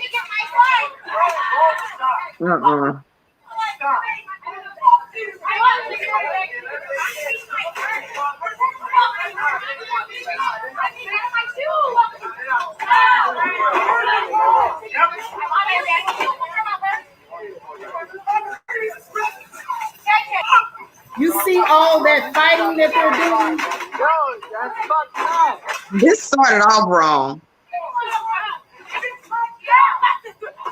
Now you see that she went to bite him, and then you see he balls his fist up, and right there, whammo bammo. Yeah. Okay, so let me say this. I think that as Black people, a lot of us walk around already on 7 on a scale of 1 to 10, and 10 being where you flip out and just don't care about life no more. I think a lot of us already walk around on 7 because of all of the stuff we get from one another, as well as the microaggressions from people who not Black. And so that's not an excuse. I'm just explaining why some of us go off so easily. Because here's the thing. One, you cannot go up to a cop when he's asking you to leave. So apparently it sounded like there was an argument that happened between them and some people that had hurt their sister before they saw him in the store and caught him. You can't go up to a cop and be like, oh, but they hit our sister 2 days ago, and that's why we were in here fighting. Because initially it sounded like he was telling all of them to just leave, and the other group went ahead and left. And so he was telling them, okay, now y'all have to go, and they didn't want to go. And so then that's why, because, I mean, correct me if I'm wrong, that's what it sounded like the questions were at the beginning. And so you can't tell a cop that you're doing vigilante justice. That's not going to be a defense. And you actually are giving them the evidence they need to say that you were causing a disturbance, which is what they were being detained for initially. So Second of all, you can't be like pulling away from the cop. If they get you handcuffed, you already caught. Like if you are handcuffed, you are not in a position to be able to protect yourself. So why keep fighting? At that point, you just need to go ahead and acquiesce. Exactly. Anybody knows that once, like let's say that this was war, right? Once they catch you, you're not gonna keep pissing them off and doing other stuff to make them start torturing you now. You just shut up, you go with it, and you look for a way out. Her way out would have been to go down there, bond out, and then go to court. She was trying to plead her case, and you can't use that as an excuse to plead your case to why you shouldn't be being arrested for disturbance in the store. It wasn't going to work. So why did she think the cop was going to, understand that and be like, oh, okay, yeah, it's fine. You can keep shopping. No, because the other patrons and now the employees want you out of there because you were in a fight. If anything, now I am going to, show my hand a little bit, right? Raised where I was raised. You don't fight in the store. You wait till they come out. What are you doing? And then you definitely don't tell the cop this shit. You just be like, you sure right. I'm gonna go ahead and leave. And then you catch them outside. What is she doing? So to me, yeah, they brought that on themselves, and there is no defense for that because anybody that grew up fighting knows that these are not the actions. You don't do this shit here. All right. Well, thank you so much, Topaz. Now, I want to go ahead and introduce another beautiful Black chocolate sister, Miss Mahogany MJ. What's up, sis? Hey, Mahogany. Hi, my favorites. I love y'all so much. I have a lot to say about this topic, Faith. So this is my first time ever seeing this video. I got a lot to say about it. It's good to see both of you. I'm glad I caught you. Anyway, so there was just too much. I agree with what you were saying, Topaz, but sometimes like you were just saying, like just the way she was kind of just so verbal. Sometimes, oh God, this is just so frustrating for me. You talk to the police, you make your position clear, and then you be quiet. You don't continue to scream and yell and but this and but that, because that's what they're going to say. They're going to say, oh, well, she or he became aggressive. At that point, you're giving them what they want, that you're being disobedient, that you're, you know, being aggressive, that you're fighting us. So that's when you need to just calm it down. The sister or whoever that was, the family member, was making it worse. You know, they already act like they scared of us. So with them just circling around, it was making it worse for her. If they were smart, they could have stayed within sight, but just been quiet and not all that verbal stuff. I'll whoop your ass and all that none of that should have happened. Now on his part, of course, he was wrong to punch her. And I just came in here kind of late. Did he even though like she might have been found guilty, did he suffer any consequences for what he did to her? Now that I don't know. I just saw this video when O'Shea was talking about it yesterday on his podcast, and I went to find it on WorldStar. I don't know how old this video is, but from what I was seeing, I think that they were all the way in the wrong. All the way. Because when I watched the slow play on that video, she was going for skin. You do know that humans also carry rabies. So while she going for skin and biting him, you know, I ain't gonna lie, I probably would have tried to punch her out too. See, I didn't even see. So she tried to bite him. It happened so fast I didn't even see that part. Oh yeah. Hold on. Let me show you real quick. Oh, I'm gonna torture the people. No, I didn't get the whole video, but you know, I can put it on like a little slow round real quick, and you can see where she actually did try to tried to hit old boy. Hold on a second. It's like, damn. You guys see it? You see the video? Yeah, I just didn't see that part when she was trying to bite him, but that's crazy. Okay, well, let me go back to that part. Let me see if I can. Because and that's another thing. Who gonna sit there and let you bite them? Like, you have to understand that's not gonna be okay. Okay, here it is right here. You see that? I see it. Her face, she was trying to bite dude. She was trying to bite him. And to me, he had every right. Look at that. Look at that. Wow. Yeah, I think I would have had to punch her too. Well, I just was gonna say, the laying her on her belly, like, don't they have some kind? That doesn't seem, laying her with her being that many months pregnant on her belly flat like that. Yeah, with his weight on top of her. Yeah, now that was wrong because I did hear somebody say my sister is pregnant. Yeah. Yeah, that is not against that is against protocol. They're not supposed to lay a pregnant woman on her stomach. So that to me is the only thing that I could say that they did wrong. But his reaction to her biting him or attempting to bite him, I have to say, hey, you know, that was warranted. You know what? When somebody attacks you, you can't choose how they react to you. Like if you attack somebody, what you get is what you gonna get. You better be prepared for it. You know you're already handcuffed, like Topaz said. So whatever they got coming for you, whether it's a punch, a kick, or whatever, like that's what I'm saying. You're already kind of in a fucked up position. Just do what you got to do until you can talk to somebody that's willing to listen to you. And I want to say this too. What frustrates me with that video is that I seen something happen right before my very eyes with the older lady. The lady was not resisting, but the cop was way in the wrong. And so my thing is, with us acting like that, it just makes it really hard on people who don't act like that and they aren't resisting and they're just doing what they're supposed to do. I just hate seeing videos like that because it's like it makes it hard for people who are just really being mistreated by the police, and then we see videos like that. Well, and here's the thing. We know that they don't care about Black lives, right? So if anything, once the cops started coming over, however right you thought you were, like, you know, the right answer to that would be, like Faith said earlier, you say your sentence and then you shut up after that. Because, I mean, if you had a lot of intervention with the cops and you don't trust them, only thing should be coming out your mouth is lawyer. You know, but in my opinion, it didn't even have to get to that because he was just telling them to get out of the store. And she felt like she shouldn't have to go. Why are you trying to stay in the store anyway?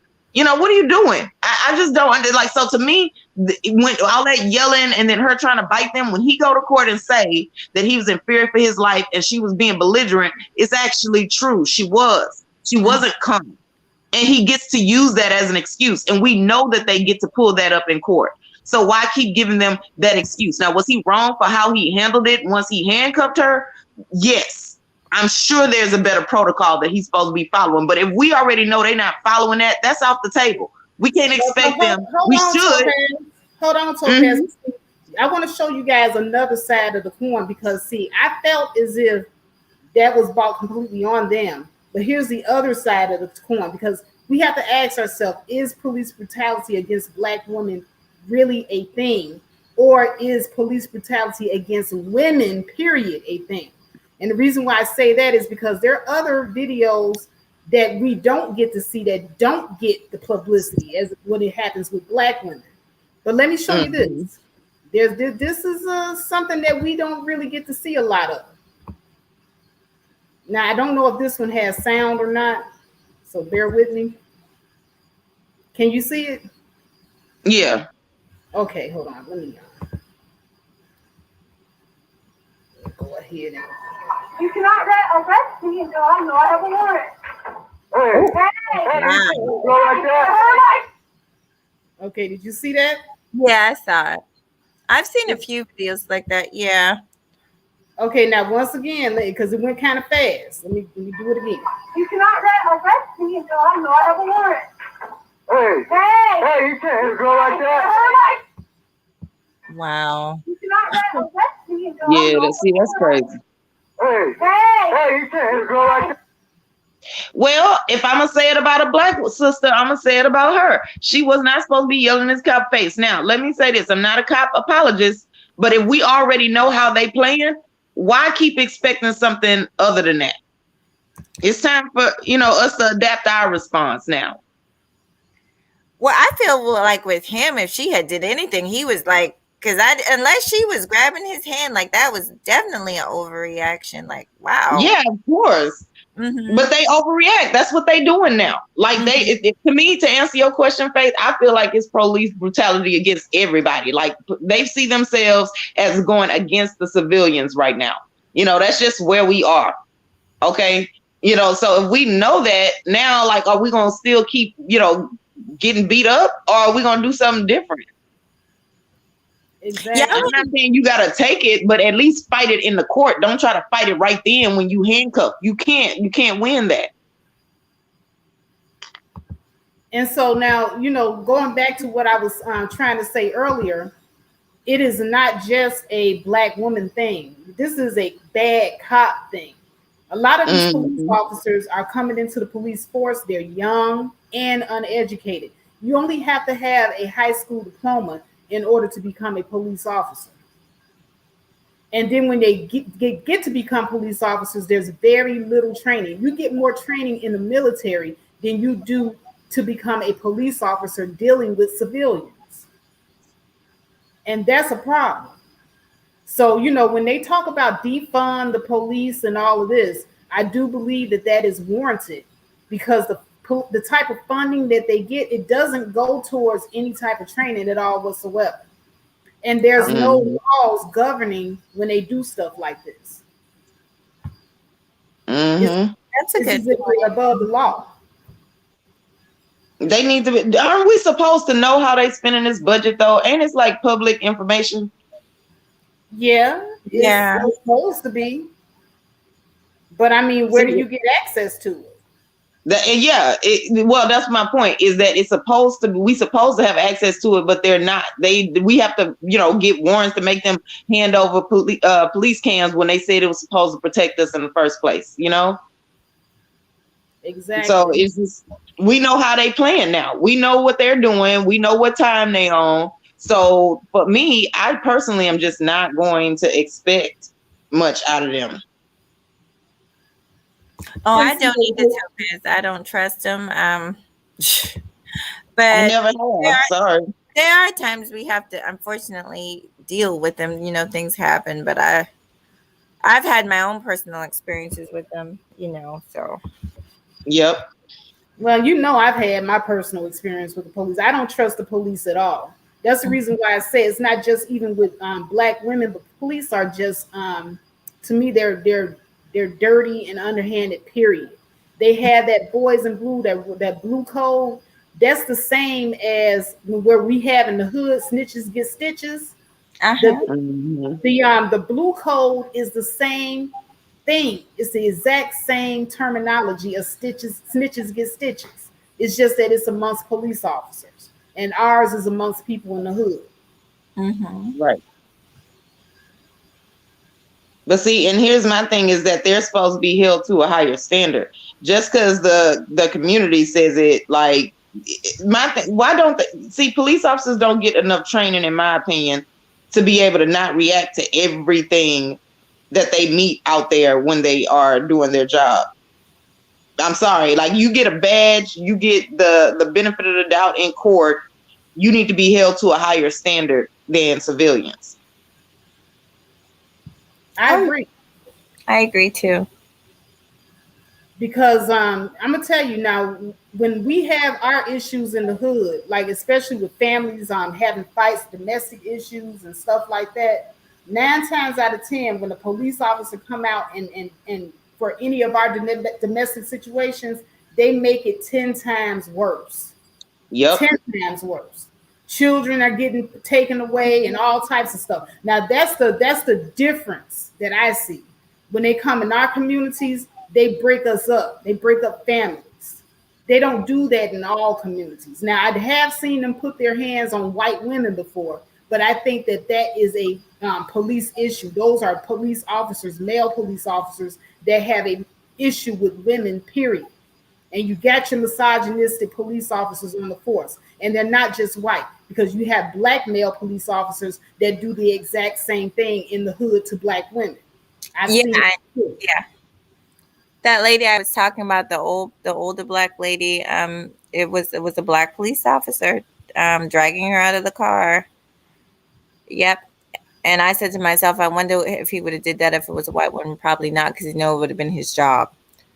Um, but yeah, But something that my boss. Oh, I'm sorry, Faith. oh, no, go ahead. My boss, this doctor that I work for, he sometimes, he'll pull me and ask me about certain issues. I guess he just wants to know my opinion. Um, and when all the stuff was going on with George Floyd, he called me in his office and he asked me, he said, "What do you think about, the police?" And we had a conversation, and he said, I don't know if you know this, but a lot of police officers are looked down at as they're like the rejects, because like you were saying, they don't get paid much. It's a thankless job. It's a very low educational type job, like you were saying. And it's like a lot of them are kind of bitter. They're bitter that people might be making more money. A lot of them are not happy where they are. And instead of getting out, they just stick in it and make people's lives miserable. He said that to me. And you know what? I can agree with that, because there was a situation where my girlfriend was telling me that her son had left their 2-year-old daughter with one of the neighbors that lived across the hall from them. And Hmm. he had to go and do an errand. Well, the baby is a toddler. So the baby toddled outside of the house. And, somebody, saw the baby, and the police was called. Well, the police brought the baby back to the house. The neighbor had said that they, had ran across the hall to their house real quick to do something, and they probably didn't shut the door all the way. Now, had this been white people, because this was a white police officer, and all the people involved in the situation were black, they took the little girl away. They took her because of that. Hmm. That little girl stayed in the system of foster care for a year before she was finally given back to her parents. Well, there is a human bias. There's the us versus them that's in everybody's brain, right? And so here's the thing. They already come into our communities with the belief system that like we don't know how to raise kids, that we're savage, that we probably did it on purpose. So to be honest with you, we're always at the mercy of somebody's understanding of our backstory. They probably looked at it as, oh, well, you didn't care enough to close the door, whether it's, but when it's somebody of their same race, they can kind of see, oh, okay, there have been times where I've been busy and maybe didn't do everything that I should have done. And it's at their discretion. Like, here's the thing. That's not a case of abuse. That would be neglect. And the problem with neglect is that, you can't punish parents for being poor. You can't punish them for being forgetful or something like that. But you can punish them for neglect. So if they view you doing something that could be decided, you could decide if it's forgetfulness or neglect, then you get to take the child. It's at their discretion. They're mandated reporters. If they see anything that shows neglect, they're supposed to take the kid. But it depends. They're not only going to make that decision if they feel like it was neglect. So it's the human part that is the error. But you yeah, can't legislate human nature. Our situations as being neglected. Right. And once again, that happened here where I live in Phoenix. But now I think you guys saw the video a long time ago. I don't know if all of you saw, but there's a white Hispanic couple that lives upstairs from me. And one day the little baby was just toddling around with nobody watching. And somebody, a man brought the baby to me. Now, this is a blonde hair, blue-eyed baby. He asked me if this is my baby. And I looked at him like he was crazy. But like, where am I gonna get a blonde baby from? Like, seriously? Right. So, he took the baby to found the mother. She was upstairs, doing whatever, probably doing crack or whatever. But she took the baby. Now, this happened again. I kid you not, earlier this year. This baby was toddling around. This time somebody called the police. That police officer walked that baby back up them stairs and told her to watch her kid and left.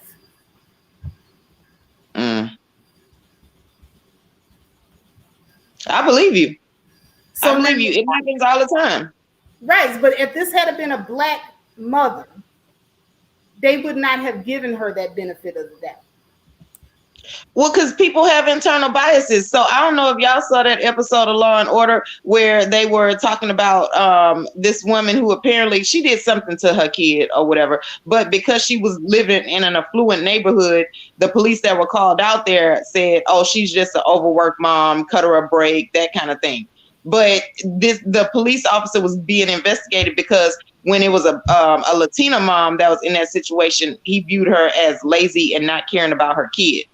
And so that was a whole episode to shine light on that. I love Law and Order, SVU, by the way. But it's true. It happens all of the time. It's going to be, is it lawful for them to make that distinction like that? No, it's not.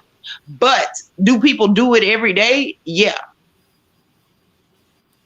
That's just how they feel. I think that there must be something going on with the child care system and Black children.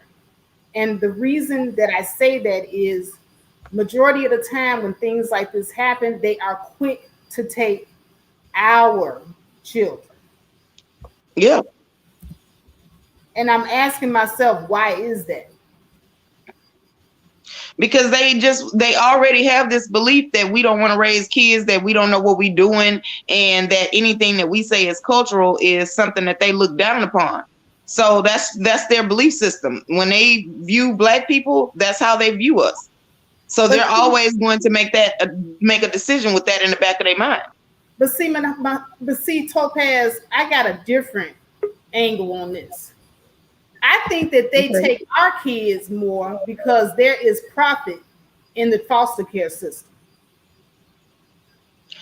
There is profit in the foster care system, but not for Black children because people don't want to adopt Black kids.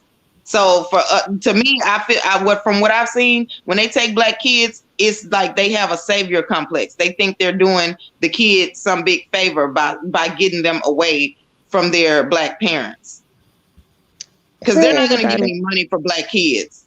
Unfortunately, that's what we are in the world. No, the people who make the money are the guardian ad litems.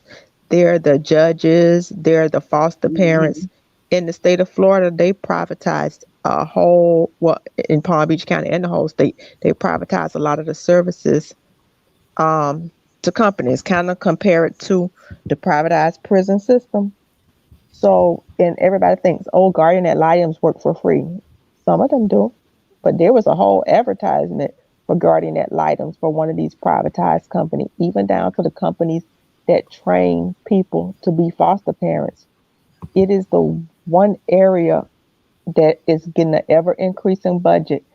And because dependency court is actually housed with juvenile delinquency, they have all types of laws that circumvent regular due process that people would have in the civil and criminal court.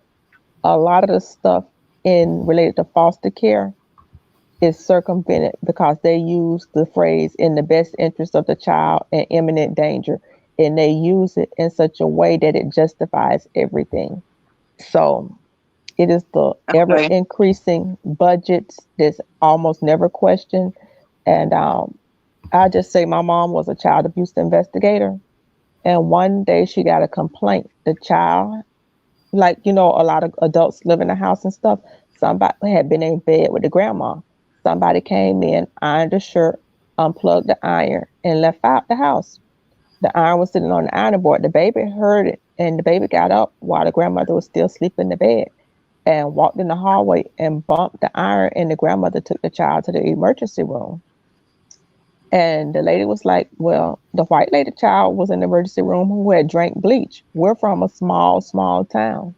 There was never a complaint called in on that white lady. My mom was the investigator that was covering calls for the weekend. She would have been the person who would have had to go out and investigate in our area. Does it take longer for a child to drink bleach to get into a cabinet and it be accessible than it takes for that what happened to that grandmother? But it's the inequity of how the laws are applied. And unfortunately, just like it was cool to privatize Black males being locked up, a lot of the stuff related to foster care is basically for a monetary reason.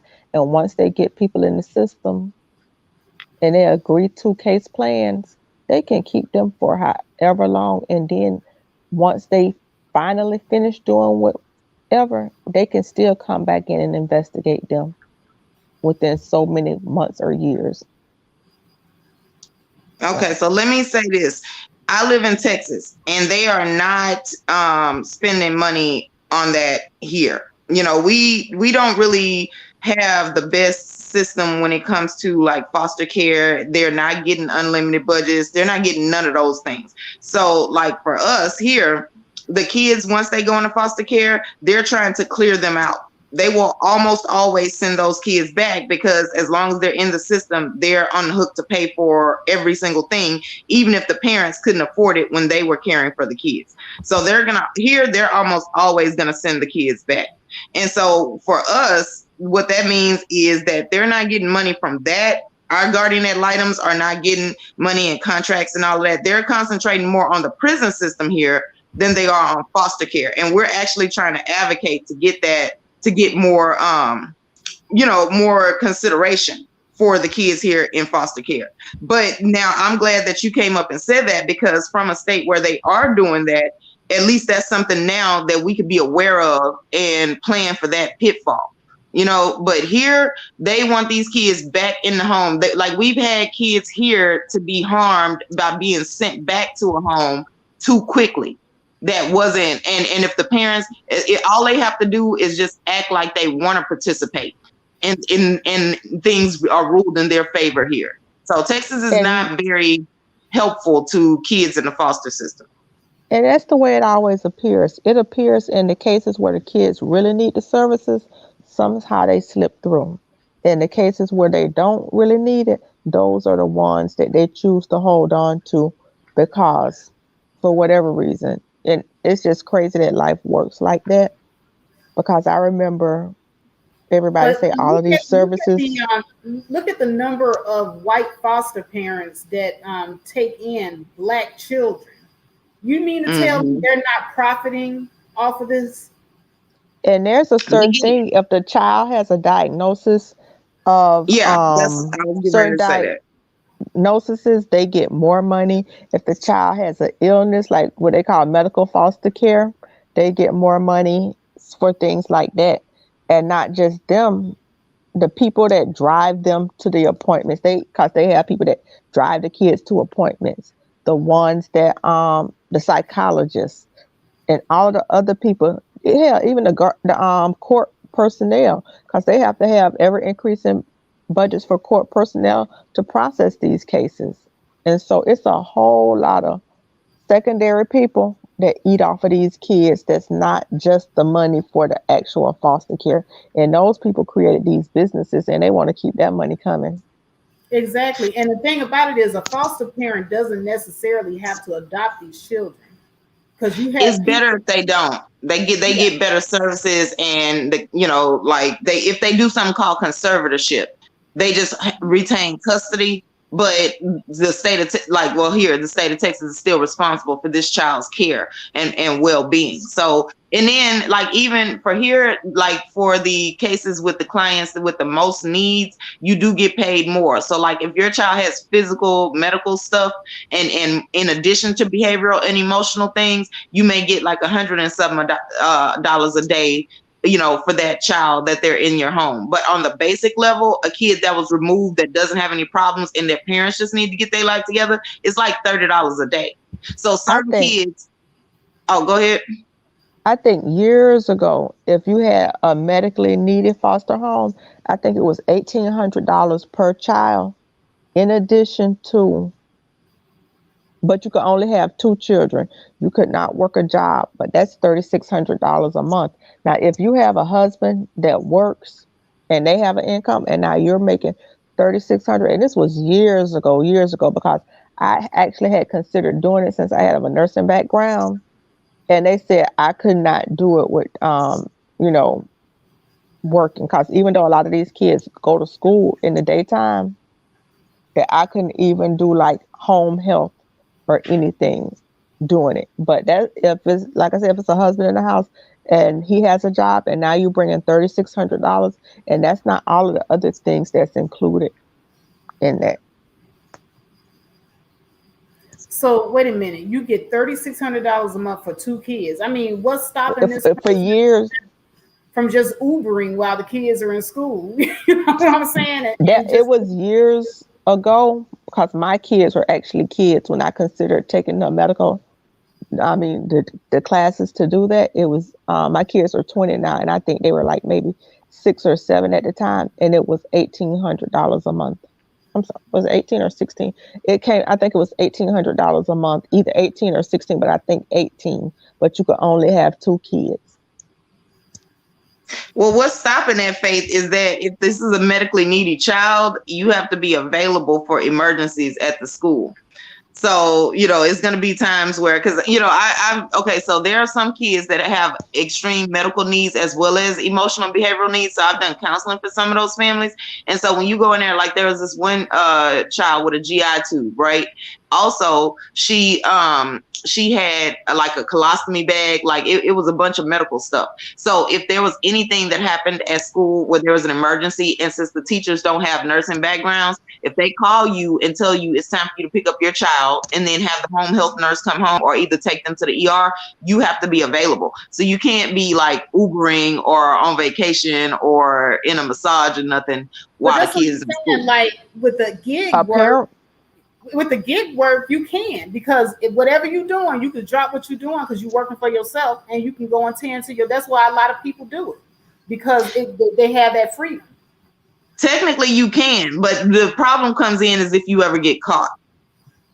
Now the rules may have changed because, like I say, my sons are now 21 and 22, and they were 5 at the time, so they may have laxed up on some stuff. I'm not sure. I didn't keep up with it.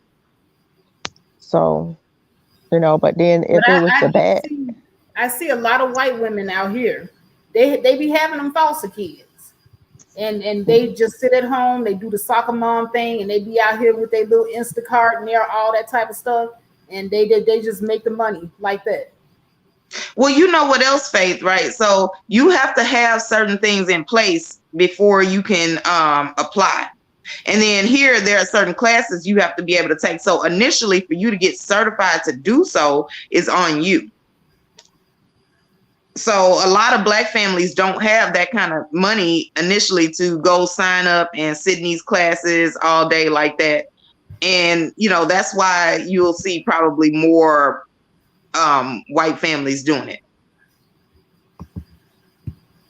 That's true. That's true, because they probably have more resources than we have. Right. I didn't want to do the bad kids because I figured I was gonna be having my trouble like my own kids, so I ain't need no extra bad influences other than they family that I couldn't get rid of. So I didn't want to do the kids with the mental things going on. Mm-hmm. But they, hey guys, we're going on 2 hours in. I hate to cut you off, Coach Malik, but I do have to recap because this was a great stream. And I want to thank Topaz for coming up, especially in the beginning. You guys missed the beginning. Please rewatch it because I had a nice little conversation with Topaz over a video of a young lady, and she was basically pouring her heart out over her heartbreak and her heartache. And she was a young woman, you know, she little ghetto on a little ghetto side, but that pain was very, very real. And we talked about how Black women, we need to get on our game when it comes to basically letting go. Mm-hmm. Your letting go game has got to be strong. I saw that, Faith. Mm-hmm. And I really think a lot of people should really, and I've been doing a lot of research on it lately, on narcissism, the tools in which they use, and the deflection, the projection, the flying monkeys, and all of the stuff that's involved in narcissism, and how we're socialized as women to put up with certain stuff. And I'm not going to even say it's a Black woman thing, because it just seemed like across the board tactics that are used. So I was listening to you when you said that, and I just wanted to put that out there. I'm going to go on and check out and let you wrap your broadcast up. All right. Well, thank you, Koja. And actually, Koja, that brings me to another point, because you're absolutely right. It's not just a Black woman thing, because Cynthia G did a very good broadcast earlier, and she had a white woman who was actually killed by her Black ex-fiance, spouse, what have you. And she stayed in that relationship far too long. And when she finally got a chance to leave, well, he stalked her and he killed her. So it isn't just a Black woman thing. You know, we stay in these abusive relationships for far too long. We ignore all the warning signs. And then we want to sit up here and pour our heart out on Instagram and Facebook about how abusive the guy was to us and how he did us wrong. But we don't look at how we do ourselves wrong, staying in those relationships, just to say you got a man. But I'm going to let each of you close out. Koja, before you leave, did you have any final thoughts? Oh yeah. And what I had commented earlier from the clouds was that a lot of women are socialized to think that way and to accept those things. It's a lot of people who have, from what I understand, childhood trauma and different things that make them susceptible to that. And it's really a lot of good information on TikTok I've been looking up lately that's really speaking to it. It is Black women, it's white women, it's Hispanic women, it's just across the board. So, and you know, in this society, we kind of talk out of both sides of our mouths at times. We women do it to each other. We'll say that, oh, she can't even get a man. And then when you have a man, you something wrong with you for keeping him, or you dumb for staying. So we kind of criticize either way. And you know, we do talk out of both sides of our mouths when we in society. We do that to each other, and that's it. So that's my wrap up. All right. Well, thank you so much for joining us, and you have a pleasant evening. All right, Ms. Topaz, you were here from the very beginning. And what are your final thoughts, Ms. Lady? Okay, so my final thoughts are going to be kind of similar to Coach Malik's, and here's the thing that I want us to be able to accept as Black people. our parents, they may have meant well, but they gave us bad advice. And also some of the advice that they gave us, while it was appropriate for their time, is not appropriate for ours. Okay, so we can't listen to everything that somebody else tells us is the right answer. We have to do what's right for us. And so when what I heard when she mentioned that about like men wanting her to be like the women, like our grandmothers, but they're not acting like the grandfathers, that only comes from men telling her that she's not good enough because she's not willing to put up with what our grandmothers put up with. And like you said earlier, they had a reason to do that because it was worse if you leave. Now it's not worse if you leave. Now you could live a thriving life. It just will be one part of your life that's not fulfilled, which will be the significant other part. It's something that we want. It's something we crave, we could benefit from, and it is a need. But if you can't meet that need right now, then it's okay for her to stay single. So I could tell that there have been a lot of people putting her self-worth on whether or not she could keep him, whether or not she could change him and and it's somehow valuable as a woman if a man is willing to act right for you. He's never going to act right for any woman. He's going to act right when he feels like he's gotten all of the fun stuff out his system. That has nothing to do with women. So, I hope it didn't sound classist when I said it. I know what I grew up around. I know where that thought process came from, and I know how it ends. So I'm not judging her. I'm also not judging her on her pain. But if I could give her advice and other women in her situation advice, it would be to let go of that thought process because it's not appropriate. It's not adaptable to today's time. You're not getting a man that could build you a house from wood and a slab of concrete. You're not getting a man that is protecting you from racism. That's not what you're getting. Okay, you're getting a man that feels like while you at work all day, he can go to the next chick house, he could bring chicks in your house, he could cheat on you in your face. And I feel like she does not have to settle for that. But she's not gonna realize that until she let go of all of this hurt right now, until she let go of all of the thoughts and the things that people have told her that are inaccurate, until she basically wakes up. So, I'm not judging her. I'm just saying that this is not a good course of action for her to take. And, about the police brutality, well, we know how they play. So now it's time for us to adapt. Exactly. And I agree. Everything that Koji Malik and Topaz just said, I'm in full agreement with it. Because here's the thing, and these are going to be my final thoughts on the whole situation.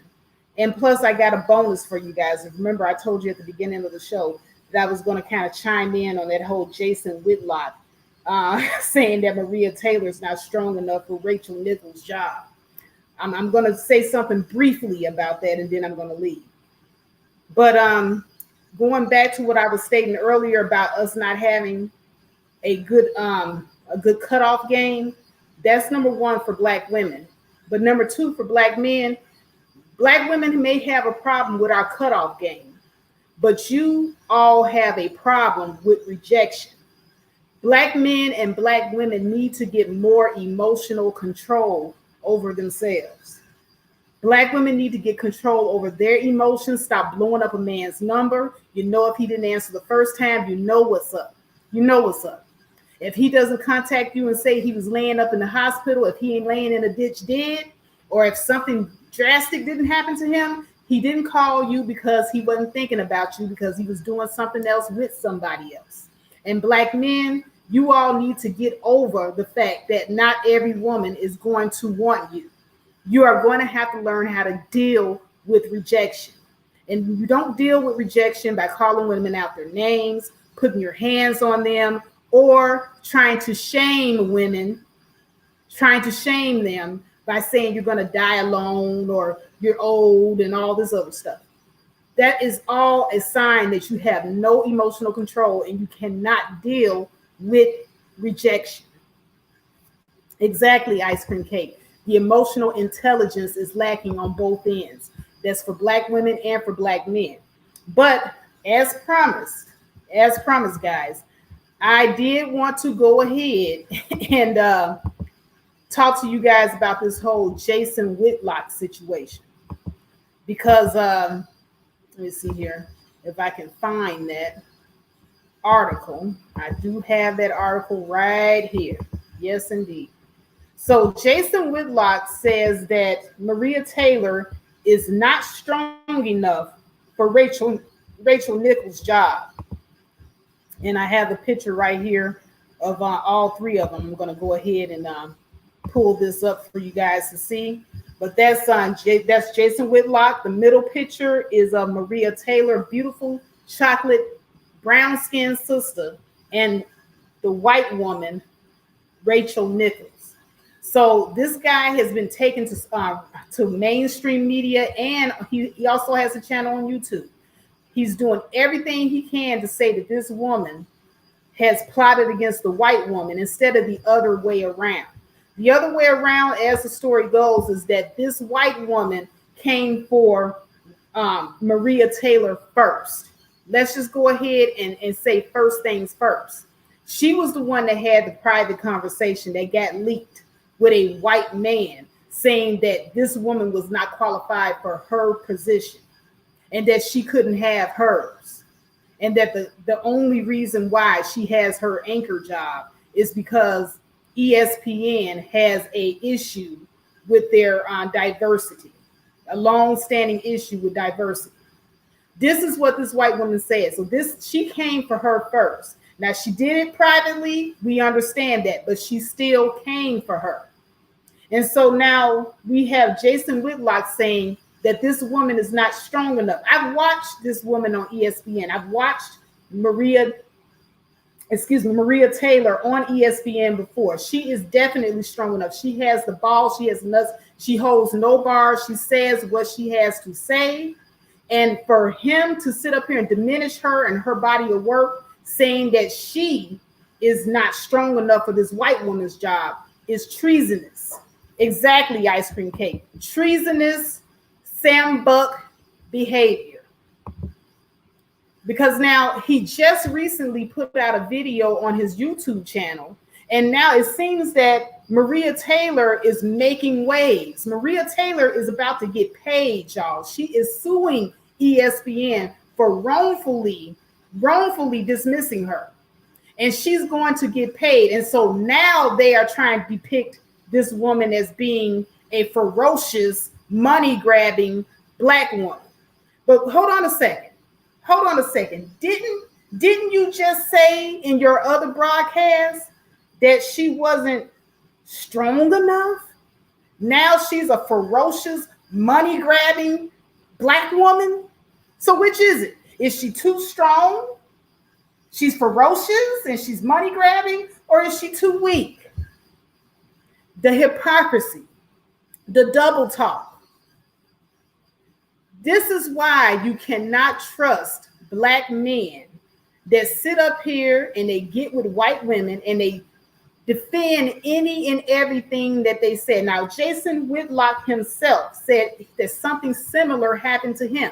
He said that when he was an up-and-coming news anchor, he had a white rival that told him that he was not qualified for his job. But yet and still, he says that he just shrugged it off, that he was strong enough not to let it bother him. And so Maria Taylor should do the same. Yes, exactly, Ken High. He was buck dancing and samboing as usual.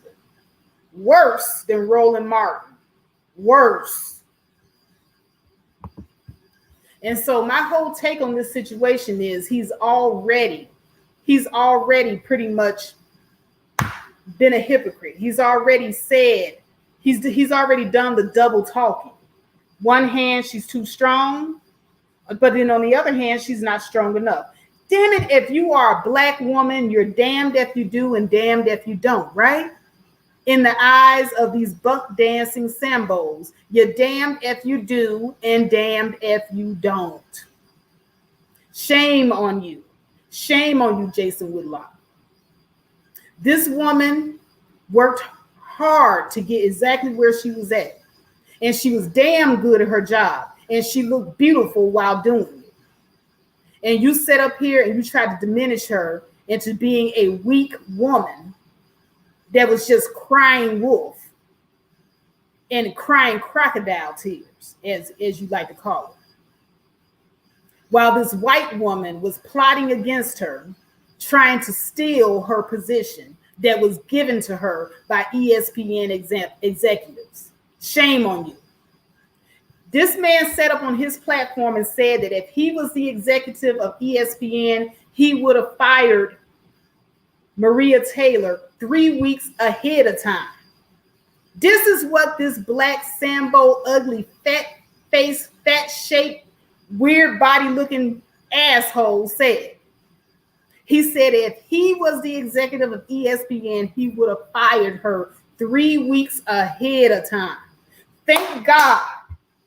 I just want to say, thank goodness that this man is not in any position of authority where he has to choose to hire or fire anyone.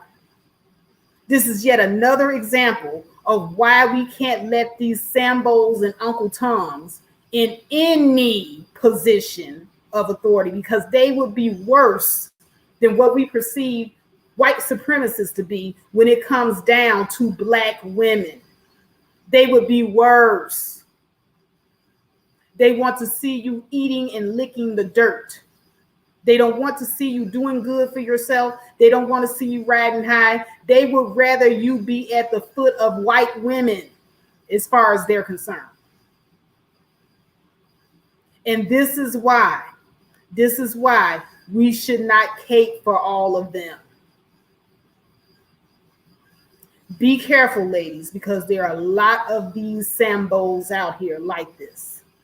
I was just on YouTube and I ran across, I was meaning to download that song, but I ran across some Sambo black dude serenading to biracial women, his love of biracial women. These men, and I use the word men loosely, are embarrassing. And they are an embarrassment to not us, black women, but they are an embarrassment to themselves. And here's why. Because other groups of men, they have pride and they display pride. But our men collectively have a problem with this. And that is exactly why mental health in the black community is extremely important. Extremely. Because if you don't have love for yourself, you are not going to get the respect of other men. None whatsoever. And this is something that they're just going to have to learn on their own, because I see coming down the pipeline, white men are tired of your Sambo ass too. No matter how much you try to kiss their ass, they don't like you and they tired of it. And you will get that nigga wake up call. But at any rate, y'all, I got to go. I just wanted to go ahead and say that, make that my last part of this piece. I'm so glad to see everybody that came in here. Thank you to the ladies that actually entered the panel. And that shout out to Mahogany Roots. I want to thank you so much for that $3 super sticker. Thank you so much, sis. And with that, I just want to say to everybody, peace.